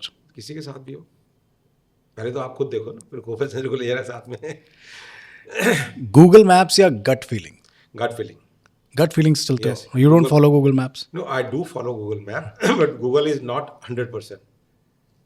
तो एक छोटा सा इंसिडेंट बता देता हूँ उसके बारे में। बताओ बताओ, ये तो बड़ा ज़रूरी है। हम लोग शायद फिनलैंड में थे, तो वहाँ से हमें शिप पकड़ना था। अब गूगल को हमने डाला, तो वो मुझे मालूम है कि शिप लेफ्ट साइड को खड़ा हुआ है, मुझे मालूम है कि सामने पोर्ट है, वो मुझे सीधा ले आके राइट घुमा के फिर चक्कर मार के फिर यहीं ले आता था। तो मैं 1 बार 2 बार 3 बार हमने ऐसा कर लिया, और वहाँ पर हमारा टाइम कम हो रहा है, शिप छूट जाता। फिर हमने अपना देसी स्टाइल अपनाया, फिर वहाँ पर लोग बंदे खड़े थे, उनको पूछ लिया कि भाई ये जो पोर्ट है कहाँ से रास्ता है, कहता सामने तो है। तो ये है गूगल। तो गूगल पे 100% आप बिलीव मत करो, गट फील से चलो। गट फील साथ में रखो। एक चीज़ जो आप हमेशा ट्रैवल पे कैरी करते हो, लेकिन वो ट्रैवल की नहीं है, ट्रैवल के लिए उसकी ज़रूरत नहीं थी अदरवाइज। ट्रैवल के लिए उसकी ज़रूरत नहीं थी। हाँ, not a travel essential but you carry it. वो थोड़ा सा स्पिरिचुअल हो जाएगा, हो जाने दो। Because I carry my Gutka Sahib with me always wherever I go. So बाकी अगर बाकी जितनी चीज़ें आप जो लेके जाते हो, आप सब ट्रैवल से रिलेटेड ही होती हैं, चाहे आपके गियर्स हों, चाहे आपके कपड़े हों या जितना भी आप जो सामान कैरी करते हो। तो ऐसा तो मुझे लगता नहीं। आपके दिमाग कुछ हो तो मुझे बता सकता है, मुझे भी थोड़ा सा एनलाइटमेंट मिलेगी, क्या चीज़ ऐसी है। नहीं नहीं, आपने बिल्कुल सही कहा कि आप थोड़ा सा स्पिरिचुअलिटी साथ लेकर चलना ज़रूरी है। नहीं, मेरे लिए तो ज़रूरी है। ज़रूरी है। एक्चुअली होती तो हर एक के लिए ज़रूरी है, लेकिन वो उनको लगता है बड़े ऑर्थोडॉक्स हो जाएगा यार, हम अपना ऐसा बोल देंगे तो। हाँ, वो गीता या रामायण या जो भी वो आपका धर्म ग्रंथ होता है किसी का भी, उसका छोटा सा रिफाइंड वर्जन। तो but you go back to it again and again every morning, और इज देयर अ रिचुअल? है, मैं कोशिश करता हूँ, मैं रात को उठ जाता हूँ। रात को अमृत वेला। 1 बजे नहा लेता हूँ, और 2 बजे से लेकर सुबह अमृत वेला जिसको कहते हैं, यू कैन से दैट। है ना? तो एक मैसेज हर उस नौजवान या ना नौजवान के लिए जो ज़िंदगी में ट्रैवल करना चाहता है, बस उलझा हुआ है कहीं ना कहीं। देखो, ट्रैवल तो एक आप बोलते हो एक मकसद हो गया ट्रैवल। मैं तो ये कहता हूँ कि सपने देखो, सपने देखना कभी बंद मत करो, क्योंकि सपने हैं जो पूरे होते हैं। मेरे ऐसे इंसान की इस उम्र में आके अगर मैं पूरे कर सकता हूँ, तो आप लोग तो नौजवान हो, कुछ भी कर सकते हो। तो सपने देखना बंद मत करो, बहुत खूबसूरत होते हैं, और ये दुनिया बहुत खूबसूरत है, और इसको आपको इसकी खूबसूरती का पता तब लगेगा जब आप इसको देखोगे, नज़दीक से देखोगे। खाली ऐसा नहीं कि फ्लाइट पकड़ी और चले गए और 4 जगह देख के वापस आ गए। अपनी इस जर्नी का, अपनी इस success if I may call it, अपने इस सपने को जीने का, अपने इस पैशन के पीछे दौड़ने का, इस कामयाबी का, सक्सेस का, आप किसको, अगर एक इंसान को क्रेडिट देना हो तो किसको दोगे? देखो, एक इंसान को मैं क्रेडिट नहीं दे सकता, इसमें चारों की ज़रूरत पड़ेगी। पहला तो क्रेडिट है उस ईश्वर का जिसने इतनी हौसला दी, इतनी एनर्जी दी, इतनी ब्लेसिंग्स दी, जिस करके मैं कर पाया या कर रहा हूँ या करूँगा। और दूसरे, मेरे घर में 3 लोग हैं जो बहुत इम्पॉर्टेंट हैं, क्योंकि ऐसा कोई भी काम जो ज़िंदगी में आप लार्जर देन लाइफ करते हो, उसके लिए आपकी फैमिली का सपोर्ट बहुत ज़रूरी है। और ख़ास तौर से जब आपके पेरेंट्स आपके साथ रहते हों, बुज़ुर्ग हों, उनको हेल्थ इश्यूज़ भी हों। तो मेरी वाइफ का बहुत बड़ा सपोर्ट था इसमें, मेरी फर्स्ट जर्नी थी, तो उन्होंने कहा कि जाओ करके आओ, इतने साल हो गए मैं सुन रही तुम्हें, जाओगे जाके अपने ड्रीम्स पूरे करके आओ। That was a big support from her first. फिर थी मेरे पेरेंट्स की तरफ से, उन्होंने मुझे परमिशन दी कि हाँ जाओ, घुमाओ कराओ। मेरे my father told me one question कि उनको पता था कि ये जिद है, ये करेगा मानेगा नहीं। उन्होंने पूछा तुम कर लोगे, इतनी मतलब तुम्हें इतने सारे इश्यूज़ हैं, हेल्थ के इश्यूज़ हैं, कर लोगे? मैंने कहा जी डैड मुझे ये नहीं पता कि मैं कर लूँगा, पर मुझे ये ज़रूर पता है कि मुझे करना है। सो वो उनकी permission was a big support for me. उसके बाद था मेरा बेटा और मेरी बेटी, उन्होंने बोला कि भी ठीक है आप नहीं होगे तो will take care of grandparents and mom. तो घर परिवार का बड़ा सपोर्ट था। उस करके जब आप निश्चिंत होते हो ना कि आपके पीछे आपकी जिम्मेवारियों को देखने वाला कोई ना कोई होगा, कोई संभालने वाला होगा, तो एक तरीके से आपका जो माइंड है वो डिस्ट्रैक्ट नहीं होता, फिर आप अपने गोल की तरफ काम करते हैं। और अगर कुछ भी ऐसा लगता है आपको कि जो जहाँ से डिस्ट्रैक्शन होगी आपको, जैसे बहुत सारे लोग होते हैं जिनका बिजनेस है, यार हमारा काम कौन देखेगा जी, हमारा ये कौन देखेगा, फलाना कौन देखेगा। अरे कुछ नहीं बिगड़ने वाला यार, कुछ नहीं यहाँ पर बिगड़ता। इसका मैं आपको रियल एग्जांपल ही बताता हूँ। जब आप लोग जाते हो अपनी फैमिली के साथ वेकेशन मनाने, आप भले 5 दिन के लिए 6 दिन के लिए गए, इंडिया में गए, इंडिया से बाहर गए, कहीं पर भी गए, और आपकी वाइफ ने बोला बहुत अच्छी जगह है, 2 दिन रुक जाते हैं ना, आप बोलते हो नहीं नहीं वहाँ काम है, बिजनेस है, ऐसे कैसे 2 दिन रुक जाते हैं। और जब आप वापस आते हो तो आपको लगता है यार कुछ भी नहीं बिगड़ा, अगर 2 दिन एक्स्ट्रा रह लेते तो और आप अपनी वाइफ के साथ थोड़ा और टाइम से गुजारते, अपने बच्चों के साथ और टाइम गुजारते। यहाँ आपके पीछे कुछ बदलने वाला नहीं है। आप बीमार हो जाओगे, अस्पताल में रहोगे तो भी बिजनेस चलेगा, आप मर भी गए तो भी बिजनेस चलेगा, कोई ना कोई तो चलाएगा। इसलिए ये मत सोचो कि क्या होगा, बस जो आ रहा है उसको एंजॉय करो, जियो अपनी ज़िंदगी अपने तरीके से। एक इंसान को आप भूल गए इसमें, जो आपके साथ आपके पहले ख्वाब से था, आपने जब सोचा तब से था, आप जब ट्रैवल किए तब भी था, आप जब ट्रैवल नहीं कर रहे हो तब भी, आज यहाँ बैठे हो तब भी आपके साथ है। वो है कमल जैन। वो आपके मित्र भी हैं, आपकी इंस्पिरेशन भी हैं, और एक आप भी हो। एक इंसान आप भी तो हो। एक्चुअली मैं तो हूँ ही नहीं, मैं जो दिखता हूँ मैं वो हूँ ही नहीं, मैं तो कुछ और हूँ। हु एम आई का यही तो सार है कि मैं हूँ कौन। मैं वो नहीं हूँ जो मेरा शरीर है, मैं तो कुछ और हूँ। हाँ, आपने इस पॉडकास्ट की शुरुआत की थी ये कह के कि हमको सेल्फिश होना चाहिए, बिल्कुल। और आपने इस पॉडकास्ट को कंक्लूड किया है सबका नाम लेके, अपने मित्र का भी नाम लेके, अपने परिवार का भी नाम लेके, बस अपना छोड़ के। अपना इसलिए छोड़ दिया मैंने क्योंकि मैं, यही तो है, मैं आपसे सवाल पूछूं कि आप कौन हो, तो आप इसकी रियल जवाब आपके पास नहीं है, क्योंकि मैं जो दिखता हूँ, जो मेरा शरीर है, ये मैं नहीं हूँ। ये तो आया तो नश्वर है, खत्म हो जाएगा, कल कुछ और आएगा, कल मैं हो सकता है कहीं और कहीं पैदा हूँ, कहीं कुछ हूँ। तो असल में जो मैं हूँ वो तो सोल है। And the best part to live your life is like to be a witness. आप अपने शरीर से अपने आप को अलग करके यहाँ पर हो, और आप देख रहे हो कि आज मैंने पॉडकास्ट किया, इसका क्या मज़ा आया। तो वो है आप असली। जो आप दिख रहे हैं वो आप है नहीं, आप कुछ और हैं। उठाइए वो पहला कदम, पाइए खोजिए अपने आप को, ट्रैवल कीजिए, टूरिस्ट मत बनिए ज़िंदगी में भी और ट्रैवल के वक्त भी।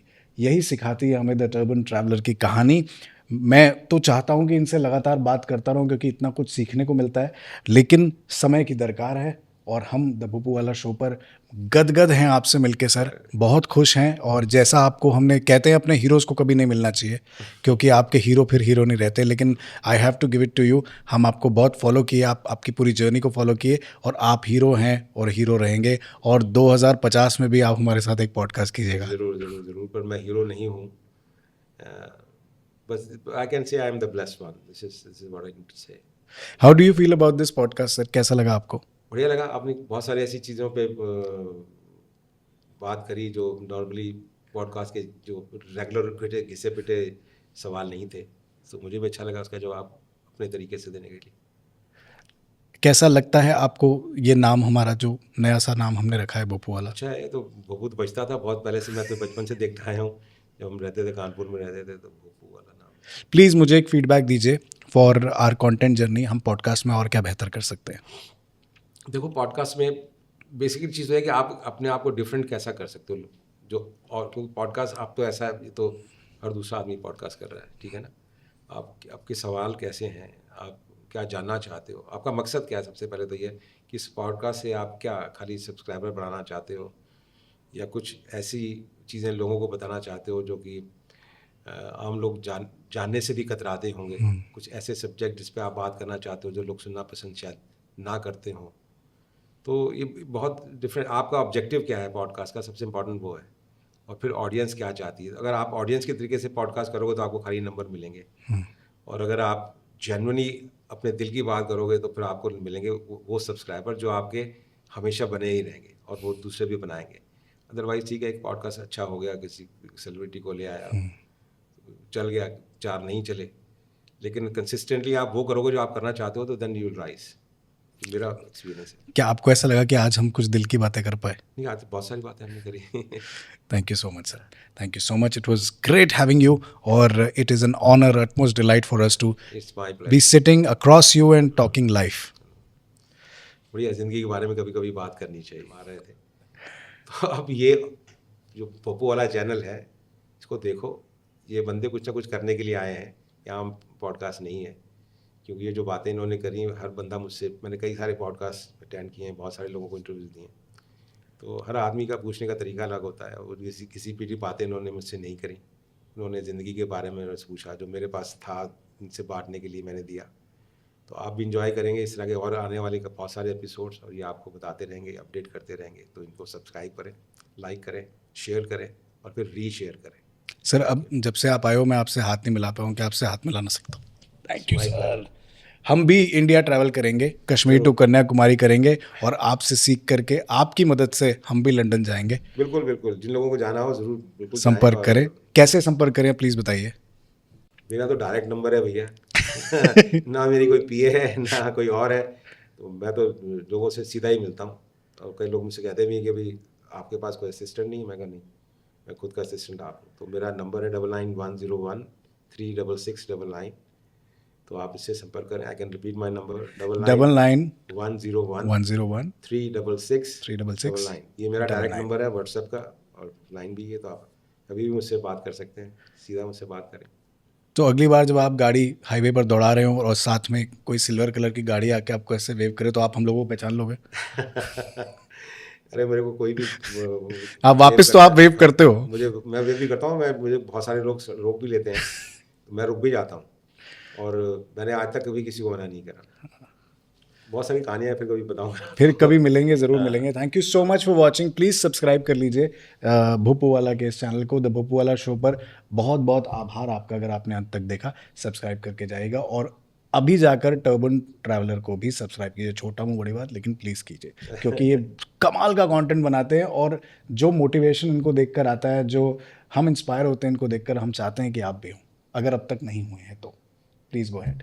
Thank you so much. This was Abhishek signing off. Thank you sir, thank you so much. मतलब एकदम दिल भर गया आज, तो बहुत अच्छा लगा। This episode was brought you by लिफिंथिया sea buckthorn juice. Sugar free है, ब्लूबेरी का फ्लेवर भी है, और आपके लिए ले से सोर्स किया गया है। सी बकथॉर्न के फायदे अनेक हैं। गट हेल्थ बेहतर लगता है, आपको इम्यूनिटी देता है, एनर्जी देता है, स्टेमिना बूस्ट करता है, और क्या चाहिए लाइफ में। आज ही ऑर्डर कीजिए लिफिंथिया सी बकथॉर्न जूस लिफिंथिया केयर की साइट से, और अमेजॉन पर भी उपलब्ध है। द भूपू वाला शो सब्सक्राइब कर लीजिए।